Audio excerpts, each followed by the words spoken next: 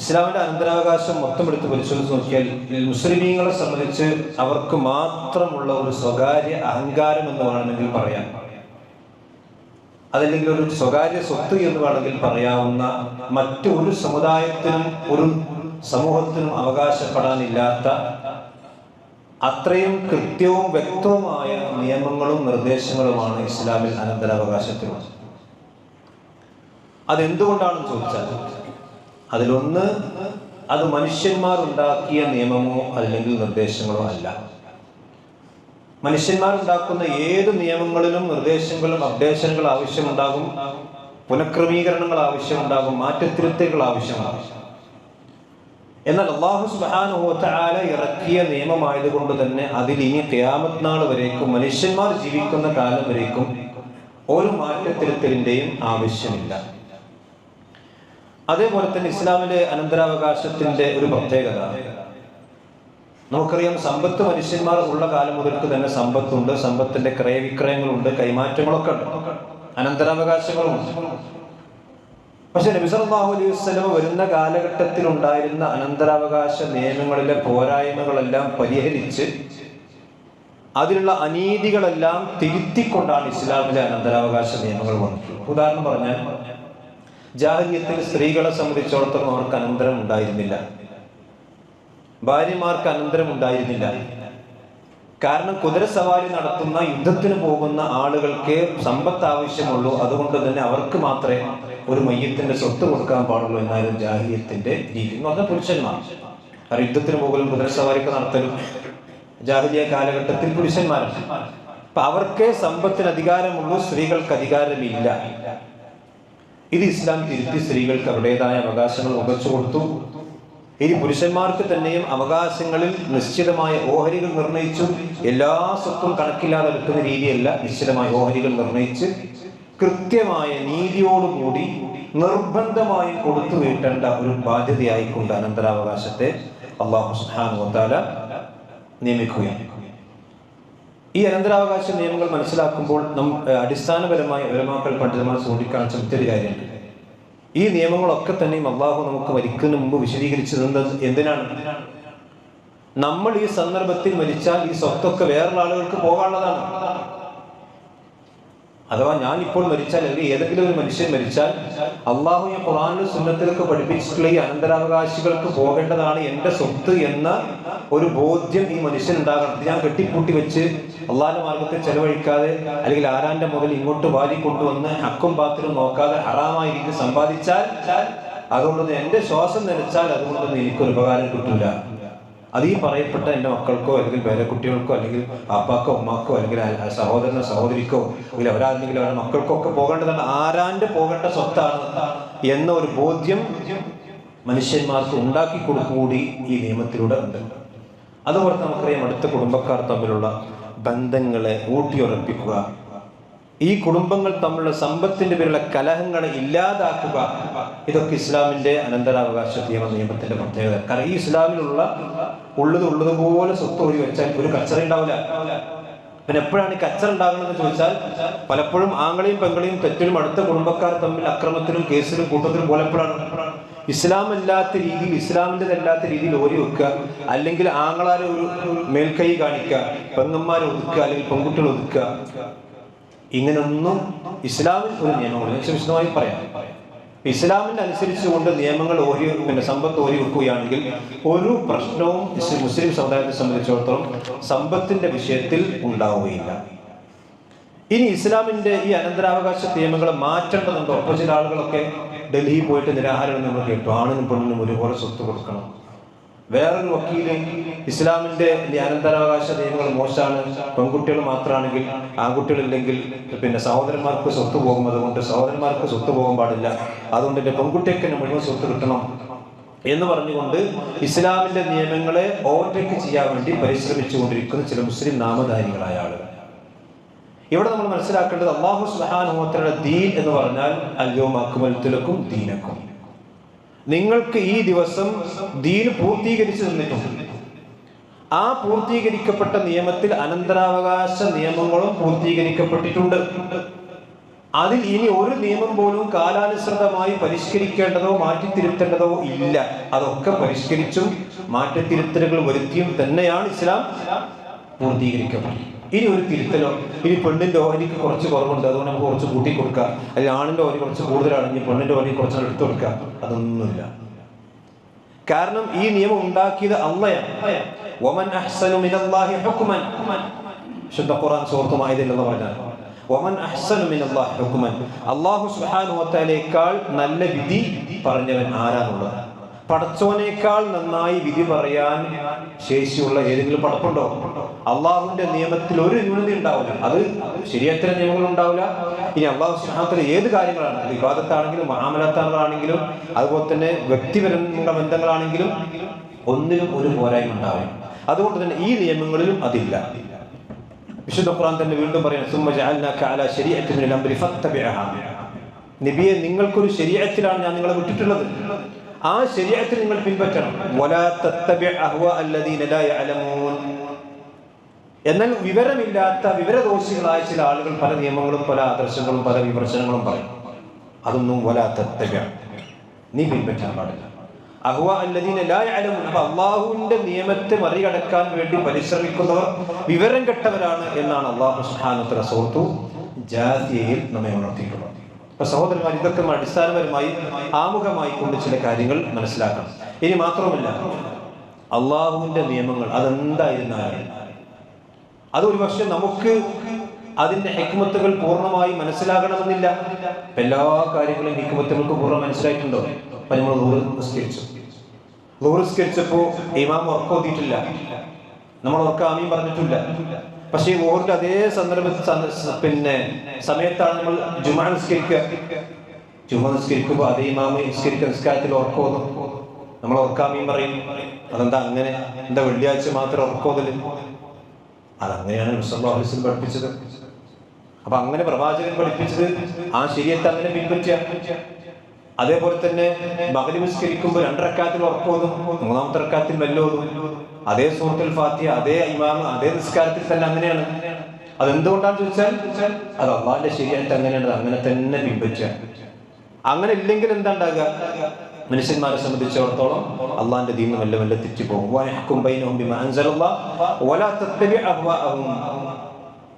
പ്രവാചകരെ താങ്കൾ അള്ളാഹ് ഇറക്കിയത് കൊണ്ട് വിധിക്കുക. അള്ളാഹ് എന്താണ് ഇറക്കിയത് അതുകൊണ്ട് വിധിക്കുകയും അല്ലാഹു സുബ്ഹാനഹു വ തആല ഇറക്കിയതിനെ താങ്കൾ പിൻപറ്റുകയും ചെയ്യുക.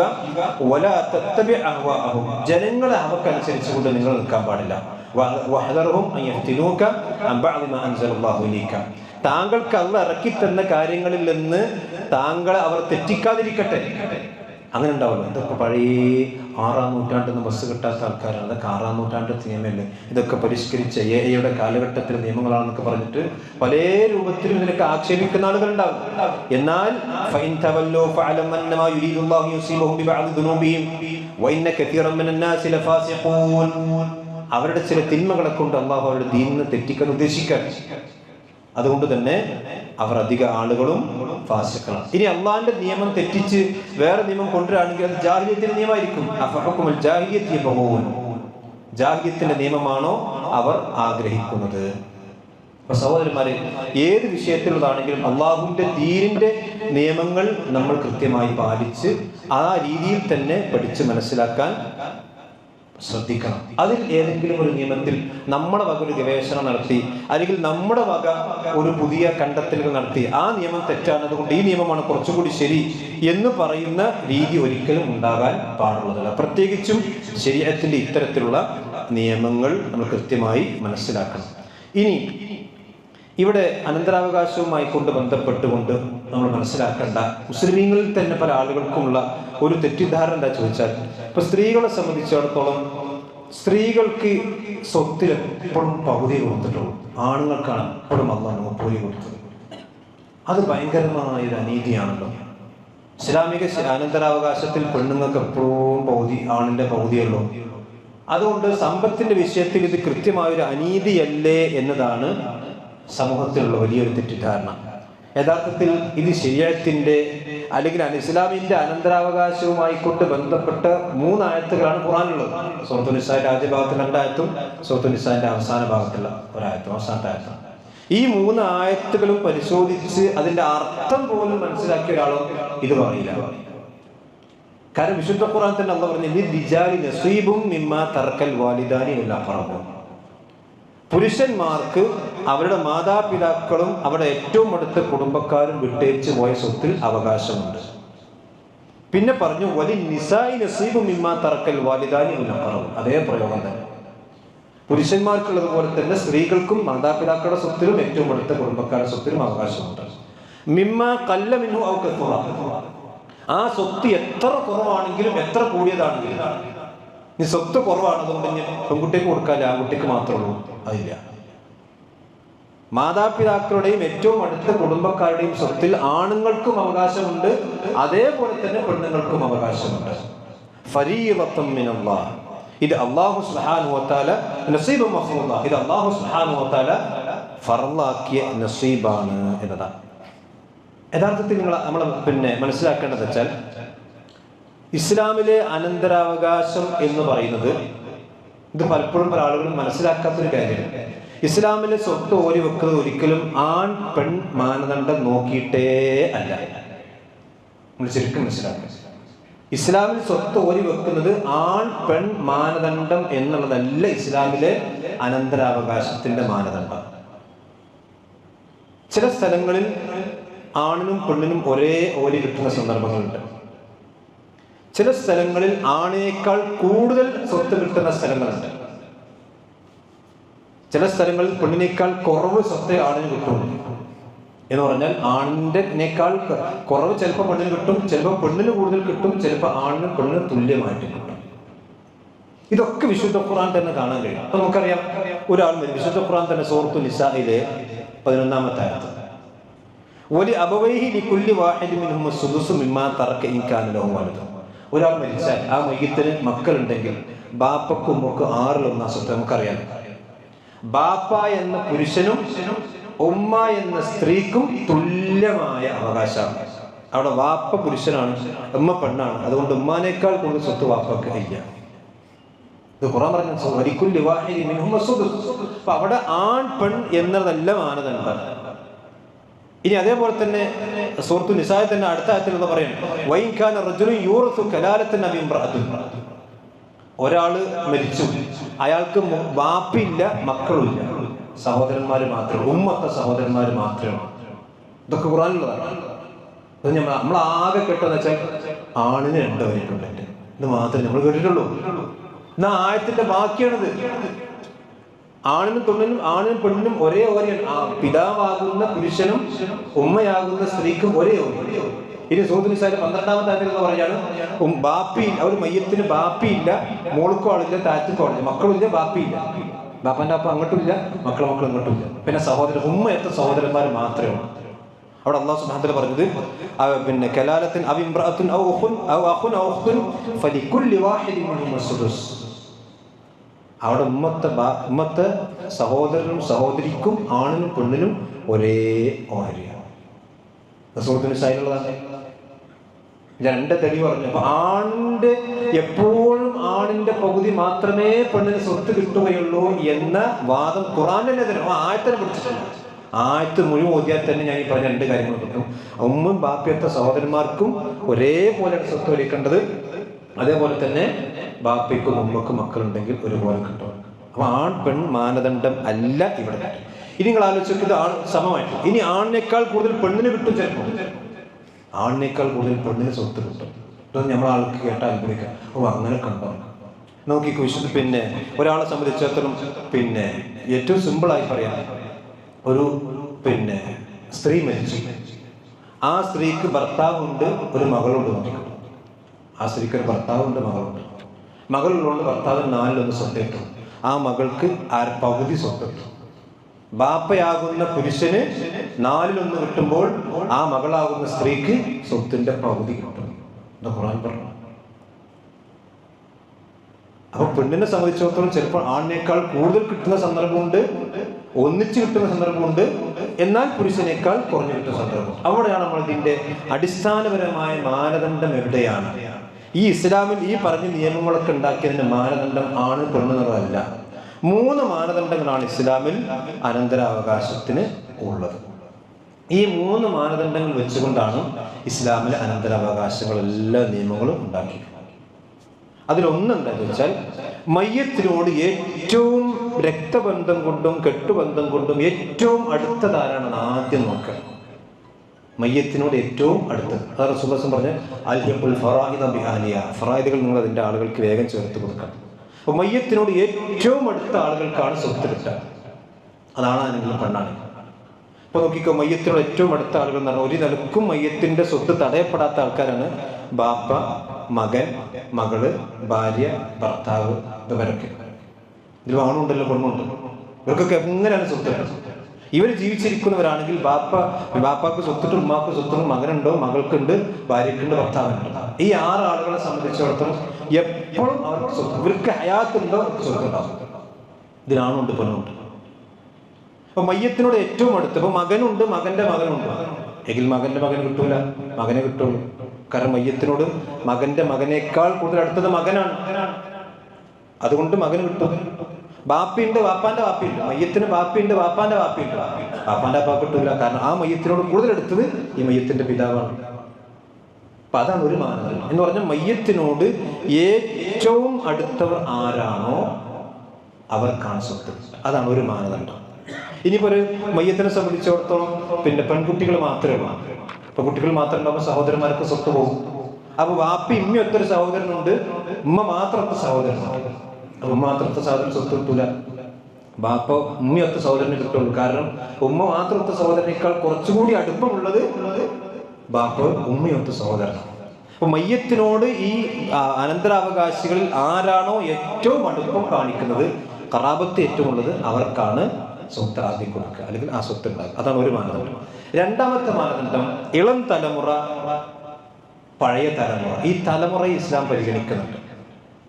കാരണം പഴയ തലമുറയേക്കാൾ അഥവാ പ്രായം കൂടിയവരേക്കാൾ കുറച്ചുകൂടി മയ്യത്തിന്റെ മുതിർന്ന തലമുറയേക്കാൾ ഇളം തലമുറക്കാണ് ഇസ്ലാം പ്രാധാന്യം കൊടുത്തത്. അപ്പൊ നിങ്ങൾ ആലോചിക്കും, ഒരാൾ മരിച്ചു, അയാൾക്ക് 2 വയസ്സായ കുട്ടിയുണ്ട്, 2 വയസ്സായ ആൺകുട്ടിയുണ്ട്. മരിച്ച ബാപ്പക്ക് പിന്നെ മയ്യത്തിന് ബാപ്പിയില്ല. ബാപ്പയെ സംബന്ധിച്ചിട്ട് 6 കിട്ടുള്ളൂ. ബാക്കി മുഴുവൻ സ്വത്തും ഈ 2 വയസ്സായ കുട്ടിക്കാണ്. ആ 2 വയസ്സായ കുട്ടിക്ക് 8 മുട്ടും തിരിയില്ല. പക്ഷെ ബാപ്പയാണോണ്ട് എല്ലാ കാര്യങ്ങളും നിർവഹിക്കേണ്ടിയല്ല. എന്നാലും സ്വത്ത് കൂടുതൽ കൊടുക്കുക കുട്ടിക്കാണ്. കാരണം എന്താ വെച്ചാൽ ഇവിടെ പിന്നെ ബാപ്പയും ഉമ്മയും ബാപ്പയും മകനെ സംബന്ധിച്ചിടത്തോളം ഖറാബത്ത് ഒരുപോലെയാണ്. കാരണം ബാപ്പയും മകനും ഒരേപോലെയാണ് മയ്യത്തിനോട് ബന്ധപ്പെടുന്നത്. അമ്മ ഒരേപോലെ മയ്യത്തിനോട് ബന്ധപ്പെടുമ്പോൾ അടുത്ത നോക്കുക, ഈ മയ്യത്തിനോട് തലമുറ നോക്കുക. ബാപ്പ മുതിർന്ന തലമുറയാണ്, മകൻ ഇളം തലമുറ. അപ്പൊ ഇളം തലമുറക്ക് സ്വത്ത് കൊടുക്കും. അതുകൊണ്ട് ഈ മകൻ ഈ 2 വയസ്സിന് 2 മാസമാണെങ്കിലും ആ മകനായിരിക്കും ബാപ്പാന്റെ 6 കഴിഞ്ഞാൽ ബാക്കി മുഴുവൻ സ്വത്തും ഈ 2 മാസമോ 2 വയസ്സോ ഈ 12 വയസ്സുള്ള മക്കളായിരിക്കും. അപ്പോൾ മയ്യത്തിന്റെ തലമുറ വ്യത്യാസമാണ് ഇവിടെ പരിഗണിച്ച രണ്ടാമത്തെ കാര്യം. ഇനി ഈ 2 കാര്യത്തിലും ഒരേപോലെ മയ്യത്തിലേക്ക് ബന്ധപ്പെടുന്നിടത്താണ് വ്യത്യാസം വരുന്നത്. അപ്പൊ ആദ്യം ഞാൻ പറഞ്ഞ മയ്യത്തിനോടുള്ള ബന്ധം നോക്കണം. ഇനി തലമുറ, ഇനി മയ്യത്തിനോടുള്ള ബന്ധവും മയ്യത്തുമായിട്ടുള്ള തലമുറയും ഒരേപോലെ വരികയാണെങ്കിൽ ആണിനും പെണ്ണിനും വ്യത്യാസം വരിക. കാരണം ഒരു ബാപ്പ മരിച്ചു, ആൺകുട്ടിയുണ്ട്, പെൺകുട്ടിയുണ്ട്. ഈ ആൺകുട്ടികളും പെൺകുട്ടികളും ഒരേ തലമുറയിൽപ്പെട്ടവരാണ്. തലമുറ വ്യത്യാസമല്ല, 2 ഒരേ ബാപ്പാന്റെ മക്കളാണ്. ഇനി മയ്യത്തിനോട് അടുപ്പം നോക്കുകയാണെങ്കിൽ 2 മക്കളാണ്.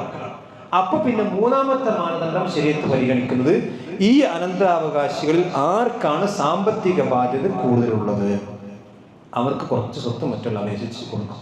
അതുകൊണ്ടാണ് യുസീക്കുമുല്ലാഹു ഫീ ഔലാദിക്കും പിന്നെ നിങ്ങൾക്ക് അവിടെയാണ് അള്ളാഹ് പറഞ്ഞത്. എന്ന് പറഞ്ഞ മയ്യത്തിലേക്കുള്ള ബന്ധവും ഒരുപോലെയാണ്, മയ്യത്തിനോടുള്ള ഖറാബത്തും ഒരുപോലെയാണ്, അഥവാ അത് തലമുറയും ഒരുപോലെയാണെങ്കിൽ പിന്നെ പരിഗണിക്കുന്നത് ഈ അനന്തര സ്വത്തിൽ കിട്ടിക്കഴിഞ്ഞാൽ സാമ്പത്തിക ബാധ്യത ആർക്കാണ് കൂടുതൽ. സ്വാഭാവികമായിക്കൊണ്ടും പുരുഷന്മാർക്കാണ് സാമ്പത്തിക ബാധ്യത ഉള്ളത്. പെണ്ണുങ്ങളെ സംബന്ധിച്ച് ഒരു സാമ്പത്തിക ബാധ്യത കൊടുത്തിട്ടില്ല. അത് കല്യാണം കഴിക്കുമ്പോൾ ഭർത്താവിന് ഡ്രസ്സായി കൊടുക്കണ്ട, മഹറായി കൊടുക്കണ്ട, ഒന്നും കൊടുക്കണ്ട. ബാപ്പാക്ക് അങ്ങോട്ട് ചെലവിന് കൊടുക്കണ്ട, ഭർത്താവിന് അങ്ങോട്ട് ചെലവിന് കൊടുക്കണ്ട, കുട്ടിക്ക് ചെലവിന് കൊടുക്കണ്ട, ഒന്നും വേണ്ട. മാത്രമല്ല ഈ ഭാര്യയുടെ എല്ലാ സാമ്പത്തിക വാലിൽ മൗലൂദിലവും റിസ്ഖുഹുന്ന, ഭാര്യക്കുള്ള റിസ്ഖും കിസ്വത്തും ഭക്ഷണം ഒക്കെ കൊടുക്കേണ്ട ഭർത്താവാണ്. ഈ പെണ്ണിനെ സംബന്ധിച്ചിടത്തോളം ഒരു ചെലവില്ല. എന്നാലും അവർക്ക് പുരുഷനെ അപേക്ഷിച്ച് പുരുഷന്റെ പൗതി കൊടുക്കണം. വിശുദ്ധ ഖുർആൻ പറഞ്ഞു അർ-റിജാലു ഖവ്വാമൂന അലൻ നിസാ ബിമാ ഫദ്ദലല്ലാഹു ബഅദഹും അലാ ബഅദിൻ വബിമാ അൻഫഖൂ മിൻ അംവാലിഹിം. സ്ത്രീകളുടെ മുകളിൽ കൈകാര്യകർത്താക്കന്മാരാണ് പുരുഷൻ. രണ്ട് കാരണങ്ങളാണ്. ഒന്ന്, ബിമാ ഫദ്ദലല്ലാഹു ബഅദഹും അലാ ബഅദിൻ, പുരുഷന്മാരെക്കാൾ സ്ത്രീകൾക്ക് അല്ലാഹു ചില ഫദ്ൽ കൊടുത്തിട്ടുണ്ട്. അതെല്ലാത്തിനും കൊടുത്തിട്ടുണ്ട്. സമ്പത്തിൽ മാത്രമല്ല, ശരീരത്തിൽ കൊടുത്തിട്ടുണ്ട്. ആദ്യ നബിയാണ് അല്ലാഹു ഉണ്ടാക്കിയത്, ഹവ്വാവിനല്ല. ആദ്യ നബിയിൽ നിന്നാണ് അല്ലാഹു ഹവ്വാവിനെ ഉണ്ടാക്കിയത്. അപ്പം അതിന് തന്നെ പുരുഷന്റെ ആ ഒരു ഹവ്വാമിയത്ത് അവിടെ മനസ്സിലാവും. മാത്രമല്ല, പുരുഷനെ സംബന്ധിച്ചിടത്തോളം ആ പുരുഷന്റെ ശാരീരിക ശക്തിയിലും മാനസിക ശക്തിയിലും അതുപോലെ തന്നെ എല്ലാ കാര്യത്തിലും സ്ത്രീകളെക്കാൾ മുൻപന്തിയിലാണ് പുരുഷൻ. അതിപ്പോൾ നമ്മൾ ഈ ജെൻഡർ ന്യൂട്രലിന്റെ ചില കാലത്ത് ചില വിവരമില്ലാത്തവര് അതിന് ആണും പെണ്ണും തുല്യം പറഞ്ഞിട്ടും കാര്യമില്ല. ആണിന്റെയും പെണ്ണിന്റെയും ശബ്ദം പോലും വ്യത്യാസം. ഒരു മറക്കപ്പുറത്തുനിന്ന് ആമിനക്കുട്ടിയും അതുപോലെ തന്നെ മുഹമ്മദ് കുട്ടിയും സംസാരിച്ചാൽ ഒന്ന് ആമിനക്കുട്ടിയെ സംസാരിക്കണം, മുഹമ്മദ് നമുക്ക് കാണാതെ അറിയില്ലേ, കേൾക്കൂലേ, കേട്ട മനസ്സിലാവില്ലേ? എന്തുകൊണ്ടാണ്? ആണിന്റെ ശബ്ദമല്ല പെണ്ണിൻ്റെത്, ആണിന്റെ വൈകാരികതയല്ല പെണ്ണിനുള്ളത്. എന്തുകൊണ്ടാണ് പെണ്ണുങ്ങൾക്ക് ഖബർ സിയാറത്ത് പ്രോത്സാഹിപ്പിക്കാതിരിക്കുകയും ജനാസയിൽ പങ്കെടുക്കാൻ പെണ്ണുങ്ങളോട് പറയാതിരിക്കുകയും ചെയ്തത്? ഒരു പെണ്ണുങ്ങളൊക്കെ പാടെ കൂട്ടിയിട്ട് ഖബർസ്ഥാനം പോയിക്കാണെ ഖബർ മറമാടി കുഴിച്ചോട്ടെ, കയ്യൂല പെണ്ണുങ്ങൾക്ക് കണക്കില്ലാത്ത സ്വതം, ക്ഷമ കുറവാണ്. അതുകൊണ്ടാണ് അവർക്ക് ജനാസ ഇല്ലാത്തത്. പിന്നെ ശാരീരികമായ ശക്തി പെണ്ണുങ്ങളെ മോശമാക്കാൻ പറയില്ല. അത് അള്ളാഹു നിശ്ചയിച്ച ആണിനെ പോലെ അല്ല പെണ്ണ്, പെണ്ണിനെ പോലെ അല്ല ആണ്. അതുകൊണ്ടാണ് ആണിനെ പോലെ പെണ്ണാകാൻ പാടില്ല. വസ്ത്രത്തിൽ പാടില്ല, പേരിൽ പാടില്ല, സംസാരത്തിൽ പാടില്ല, നടത്തത്തിൽ പാടില്ല, ഒന്നും പാടില്ല, മുടിയിലൊന്നും പാടില്ല. പെണ്ണിനെ പോലെ ആണുങ്ങൾ നടക്കാൻ പാടില്ല. ഇപ്പം അങ്ങനെയാണ്. ഇപ്പോൾ ആണും പെണ്ണും കണ്ടത് മനസ്സിലാവില്ല. ആണുങ്ങൾ മുടിയുണ്ട് പെണ്ണാണ് തിരിച്ചല്ല, പെണ്ണുങ്ങൾ മുടിയുണ്ട് ആണോ തിരിച്ചല്ല. റസൂലുള്ളാഹി ലഅനത്ത് ചെയ്ത് പറഞ്ഞാണ്. അപ്പൊ ഈ ഞാൻ പറഞ്ഞ സമ്പത്തിൽ ഉത്തരവാദിത്തങ്ങൾ ആണിനാണ് അല്ലാഹു കൊടുത്തത്. അതാണ് വബിമാ അൻഫഖൂ മിൻ അംവാലിഹിം. രണ്ടാമത്തെ എന്താ വെച്ചാൽ സൃഷ്ടിപ്പിൽ വ്യത്യാസമുണ്ട്. രണ്ടാമത്തെ കാര്യം വബിമാ അൻഫഖൂ മിൻ അംവാലിഹിം, ആണുങ്ങളാണ് അവിടെ സമ്പത്തിൽ നിന്ന് ചെലവഴിക്കേണ്ടവർ. പുരുഷന്മാർക്ക് ആണ് എല്ലാ ബാധ്യതകളും, പെണ്ണുങ്ങൾക്ക് ഒരു ബാധ്യതയില്ല, ഒരു ബാധ്യതയില്ല. അപ്പൊ അതുകൊണ്ട് തന്നെ ഒരു ബാധ്യതയും ഇല്ലാത്ത പെണ്ണുങ്ങളും മയ്യത്തിന്റെ പെൺമക്കളും മുഴുവൻ ബാധ്യതയുമുള്ള മയ്യത്തിന്റെ ആൺമക്കളുണ്ട് അവിടെ. സ്വാഭാവികമായിക്കൊണ്ടും ബാധ്യതകൾ കൂടുതലുള്ള ആളുകൾക്ക് എന്ത് ചെയ്യേണ്ടി വരും? കൂടുതൽ കൊടുക്കേണ്ടി വരും. ഈ നോക്കിക്കോ, ഒരു വാപ്പാൻ മരിച്ചു, 1 ലക്ഷം ഉറുപ്പിക ഉണ്ട് നോക്കിക്കോ, 1 ലക്ഷം. ഈ ആണിനും പെണ്ണിനും നമ്മൾ തുല്യ 50,000 ആണിനും ഒരു മകനും 50,000 പെണ്ണിനും കൊടുത്തു നോക്കിക്കോ. ഈ 50,000 കിട്ടിയ പെണ്ണിന് എന്താ ചെലവ്? ഈ 50,000 ഭർത്താവിനൊന്നും കൊടുക്കണ്ട, മക്കൾക്ക് ബാഗ് വാങ്ങണ്ട, സ്കൂൾ ഫീസ് എടുക്കണ്ട, വണ്ടി ഫീസ് എടുക്കണ്ട, റേഷൻ പടിയെ പോകണ്ട, പാല് വാങ്ങണ്ട, മീൻ വാങ്ങണ്ട, ഒന്നും ചെലവ്. 50,000 ഇവിടെ സേഫാണ്. ഈ 50,000 കിട്ടിയ മകനോ ഈ ഭാര്യക്കുള്ള പർദ്ദയും ഡ്രസ്സും എല്ലാം വാങ്ങി കൊടുക്കണം. ഈ ഇതിനുള്ള എന്താ പറയുക, അവന്റെ മക്കൾക്കുള്ള ഫീസ് അടക്കണം, അവന്റെ കുടുംബത്തെ പോറ്റണം, വീടുണ്ടാക്കണം, എല്ലാം ഉണ്ടാക്കണം 50,000 കൊണ്ട്. ഇത് യഥാർത്ഥത്തിൽ നീതിയാകും? ഒരു ഉത്തരവാദിത്വവും സാമ്പത്തിക ഉത്തരവാദിത്വവും ഇല്ലാത്ത ഒരു പെണ്ണിന് ആണിന്റെ അതേ ഓഹരി കൊടുത്താൽ അത് അനീതിയായിരിക്കും, പുരുഷന്മാരോട് ചെയ്യുന്ന അനീതി. ഇപ്പൊ എന്താ വെച്ചാൽ പെണ്ണുങ്ങളോട് അനീതി ചെയ്താൽ മാത്രമേ പ്രശ്നം. ആണുങ്ങൾക്ക് സംസാരിക്കാൻ, ആണുങ്ങളുടെ കാര്യം പറയുന്നതാണ്. ആണുങ്ങളെ അനീതി ചെയ്യാൻ പ്രശ്നമല്ല. പക്ഷെ ഇസ്ലാം അത് പരിഗണിച്ചിട്ടുണ്ട്. അനീതി ആണിനോടും പാടില്ല, പെണ്ണിനോടും പാടില്ല. അവിടെ മാത്രമാണ് ഞാൻ നേരത്തെ പറഞ്ഞ പോലെ അഥവാ മയ്യത്തിനോടുള്ള ബന്ധവും ഒരുപോലെയാണ്, തലമുറയും ഒരുപോലെയാണ് എങ്കിൽ പിന്നെ സാമ്പത്തിക ഉത്തരവാദിത്വം നോക്കുമ്പോഴാണ് ആണിന് പെണ്ണിന്റെ 2 ഇരട്ടി കിട്ടുക. അവിടെ മാത്രമാണ്. അത് തന്നെയും അനന്തരാവകാശത്തെ മസലെടുത്ത് നോക്കിയാൽ ഏറി വന്ന 4-5 സ്ഥലങ്ങളിൽ മാത്രമാണ്. ബാക്കിയൊക്കെ ഞാൻ ഈ പറഞ്ഞ ഒന്നുകിൽ ആണിന് പെണ്ണിന് തുല്യമായിരിക്കും, അതല്ലെങ്കിൽ ആണിനേക്കാൾ കൂടുതൽ പെണ്ണ് കിട്ടും. അപ്പൊ നമ്മളെ സംബന്ധിച്ചിടത്തോളം ഇസ്ലാമിന്റെ ശത്രുക്കൾ ഉണ്ടാക്കിയ പ്രോപ്പഗണ്ട, ഇസ്ലാമിലാകെ പെണ്ണിന് ആകെ പൗരസ്വത്തുള്ളൂ, അതുകൊണ്ട് ആകെ പെണ്ണിനോട് നീതി കാണിച്ചിട്ടില്ല എന്നത് ഇസ്ലാമിന്റെ ശത്രുക്കൾ ഉണ്ടാക്കിയ ഒരു പുകമറയാണ്. നമ്മളാണ് ആദ്യം മനസ്സിലാക്കേണ്ടത്. ഇനി സഹോദരന്മാരെ, ഈ വിഷയത്തിൽ ഇത്രയും നല്ല ഒരു അനന്തരാവകാശ നിയമങ്ങൾ ഇത്ര ഭംഗിയായ രീതിയിൽ നമുക്ക് മുമ്പിൽ ഉണ്ടായിട്ടും പക്ഷെ മുസ്ലിമീങ്ങളെ സംബന്ധിച്ചിടത്തോളം ഇതിൽ ഗുരുതരമായ ചില അനാസ്ഥകൾ അവർ കാണിക്കുന്നുണ്ട്. അതിൽ ഒന്നാമത്തെ എന്താ വെച്ചാൽ അനന്തര സ്വത്ത് ഓഹരി വെക്കാൻ വളരെ വൈകിപ്പിക്കും. ഇപ്പൊ സമൂഹത്തിൽ വ്യാപകമായ രീതി കണ്ടുകൊണ്ട് ഈ കുടുംബ കേസും സ്വത്ത് കേസും ഒക്കെ നിങ്ങൾ എടുത്ത് പരിശോധിച്ചുകൊണ്ട് ഒന്നാമത്തെയും അടിസ്ഥാനപരമായ കാരണം വെച്ചാൽ സ്വത്ത് വൈകിപ്പിച്ചു, വേഗം ഒരിച്ചിട്ടാണ്. മയ്യത്തിന്റെ സ്വത്ത് എത്രയും പെട്ടെന്ന് ഓഹരി വെക്കാൻ കഴിയുമോ അത്രയും പെട്ടെന്ന് ഓഹരി. ചില ആൾക്കാർ ഇതിന് മുതലിനോടുള്ള ആക്രമണം പറഞ്ഞോട്ടെ. ആ പറയുന്നവന് ഈ ആംഗിളും പെങ്ങളും അല്ലെങ്കിൽ അനന്തരാവകാശികൾ തമ്മിൽ തെറ്റിയെടുക്കുമ്പോൾ നന്നാക്കാണ്ടാവില്ല. എത്രയും പെട്ടെന്ന് സ്വത്ത് വരി വെക്കണം. പക്ഷെ സമൂഹം ഇന്ന് വളരെയധികം അനാസ്ഥയാണ്. 10-15 കൊല്ലം പോലും കഴിഞ്ഞിട്ട് സ്വത്ത് വരി വെക്കാത്തവരുണ്ടെങ്കിൽ ഏറ്റവും വലിയ ഗുണമാണ് സഹോദരന്മാരെ, ഏറ്റവും വലിയ ഗുണം. അതിലൊന്നും വെച്ചാൽ ഒരുമാക്കൾ ഒരുപാട് കാര്യം പറഞ്ഞു. അതിലൊന്നും വെച്ചാൽ ഈ മയ്യത്തിന്റെ സ്വത്തിൽ നിന്നാണ് ആ മയ്യത്തിന്റെ തജീസിന് വേണ്ട, അഥവാ കഫംപടം അടക്കം, ആ മയ്യത്തിന് മറമാടുള്ള ചിലവടക്കം ശരിക്കും ഇസ്ലാമിക ശരീരത്തെ അനുസരിച്ച് ഈ മയ്യത്തിന്റെ സ്വത്ത് എടുക്കണ്ടേ. വേറെ ആരെങ്കിലും ഹദീ കൊടുക്കുക സ്വതം കൊടുക്കുക തെറ്റൊന്നുമില്ല. പക്ഷെ ഇസ്ലാമിക ശരീരത്തെ പ്രകാരം ആ മയ്യത്ത് മരിച്ചാൽ ആ മയ്യത്തിന്റെ കഫംപടമടക്കം, അതുപോലെ തന്നെ ആ മയ്യത്തിന്റെ മറമാടാൻ എന്തൊക്കെ ചെലവുകളുണ്ടോ ആ ചെലവുകൾ മുഴുവനും മയ്യത്തിന്റെ സമ്പത്തിൽ നിന്നാണ് എടുക്കേണ്ടത്. അതുപോലെ തന്നെ മയ്യത്തിന് വല്ല വസിയത്തും ഉണ്ടെങ്കിൽ ആ വസിയത്ത് മയ്യത്തിന്റെ സമ്പത്തിൽ നിന്ന് കിട്ടണം. മനസ്സിലായില്ലേ? അതുപോലെ തന്നെ ഇനി വസിയത്ത് ഉണ്ടെങ്കിൽ ഒരിക്കലും എന്ത് ചെയ്യാൻ പാടില്ല, അത് മറച്ചു വെക്കാൻ പാടില്ല. ഇത് വൈകിപ്പിക്കുന്നതോടുള്ള പ്രശ്നം എന്താ ചോദിച്ചാൽ, ഇപ്പൊ നോക്കിക്കോ, അല്ലാഹു സുബ്ഹാനഹു വ തആല അതിനെ സംബന്ധിച്ചിടത്തോളം പറഞ്ഞിട്ടുള്ളത് എന്താ വെച്ചാല്, വൈകിപ്പിക്കൂ അത് അള്ളാഹു നിശ്ചയിച്ച ഒരു ഓഹരിയാണ്. അള്ളാഹ് നിശ്ചയിച്ചു കൊടുത്ത ഫരീദ്, അള്ളാഹ് പറഞ്ഞല്ലോ ഫരീദത്തും മിനല്ലാഹ്, അള്ളാഹുവിന്റെ അടുക്കൽ നിന്നുള്ള ഫർളാക്കപ്പെട്ട ഒരു ഓഹരിയാണ്. ആ അള്ളാഹ് നമുക്ക് ഓഹരി വെച്ച് തന്ന് അതിന്റെ എണ്ണം കാര്യങ്ങളൊക്കെ പറഞ്ഞു തന്നിട്ട് പിന്നെ നമ്മൾ ഇങ്ങനെ ആവശ്യമില്ലാതെ നീട്ടിക്കൊണ്ടുപോകണം. ഇത് സമൂഹത്തിൽ അത് സുന്നി മുജാഹിദും ജമാഅത്തും ഒരു വ്യത്യാസമില്ലാതെ എല്ലാവരിലും കണ്ടുകൊണ്ടിരിക്കുന്ന ഒരു പുത്തനാചാരമാണിത്. അതുകൊണ്ട് തന്നെ സമൂഹത്തിൽ പ്രശ്നങ്ങളുണ്ട്. സ്വത്തൊരിക്കൂല, അവർക്ക് കുറച്ചുകൂടി വിളിക്കാം. അല്ലാഹു സുബ്ഹാനഹു വ തആല നസീബ മഫ്റൂദ, അല്ലാഹ് ഫർളാക്കിയ ഓഹരിയെ നമ്മൾക്ക് പിന്തിപ്പിക്കാൻ എന്താണ് സഹോദരന്മാരെ അധികാരമുള്ളത്? നബി സല്ലല്ലാഹു അലൈഹി വസല്ലം പറഞ്ഞ ഹദീസ് നോക്കൂ, മത്തുൽ ഗനി യുൽമൻ, ഒരാൾക്ക് ഒരു അവകാശം കൊടുത്തു വീട്ടാൻ കഴിഞ്ഞിട്ടും അയാൾ ആ അവകാശം കൊടുത്തു വീട്ടാതെ ദീർഘിപ്പിക്കുക എന്ന് പറഞ്ഞാൽ ദുൽമാണ്, അക്രമമാണ്. മക്കൾ മാത്രമേ വേഗം ഒരുമിച്ച് കൂടെ സ്വത്ത് ഒരുക്കുക, വേഗം രജിസ്ട്രേഷൻ തീർക്കുക.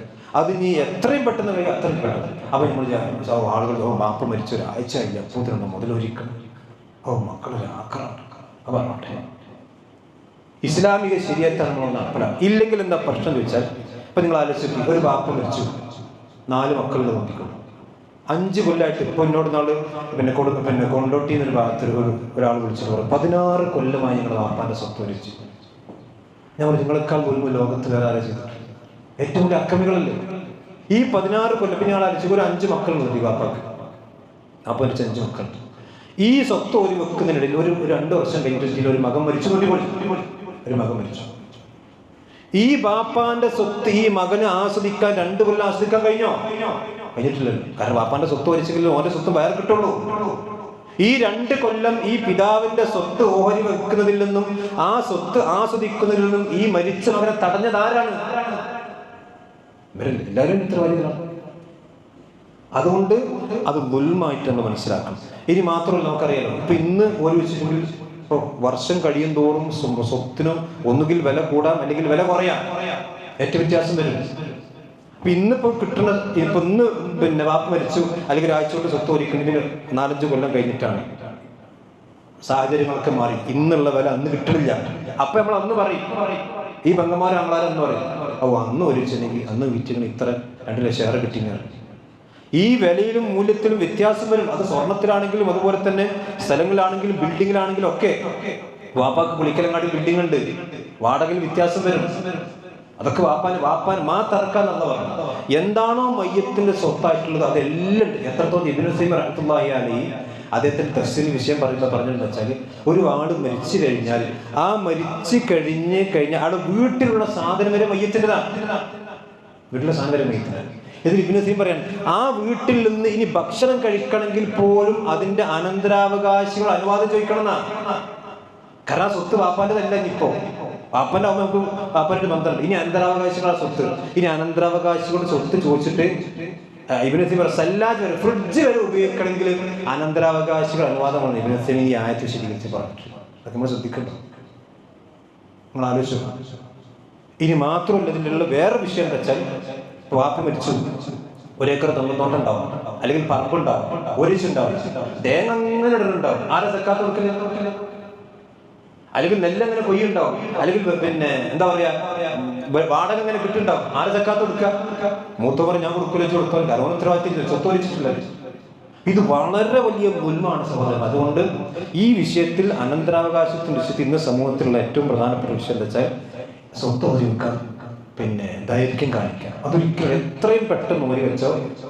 ഇല്ലെങ്കിൽ എന്താ വിഷയം എന്ന് വെച്ചാൽ ഇപ്പൊ വാപ്പ് മരിക്കുമ്പോൾ ആ കുറച്ചൊക്കെ ഒരു സംഘടന എല്ലാവർക്കും ഉണ്ടാവും.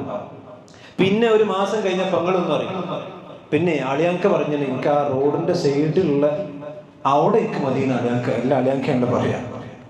അപ്പൊ അളിയാങ്ക പറഞ്ഞു, അളിയാങ്കാണെങ്കിൽ ഇത് ഒരു ആഴ്ചയോട് ഒരു ഇച്ചിന്റെ അളിയാക്കൊന്നും പറയാണ്ടാവില്ല.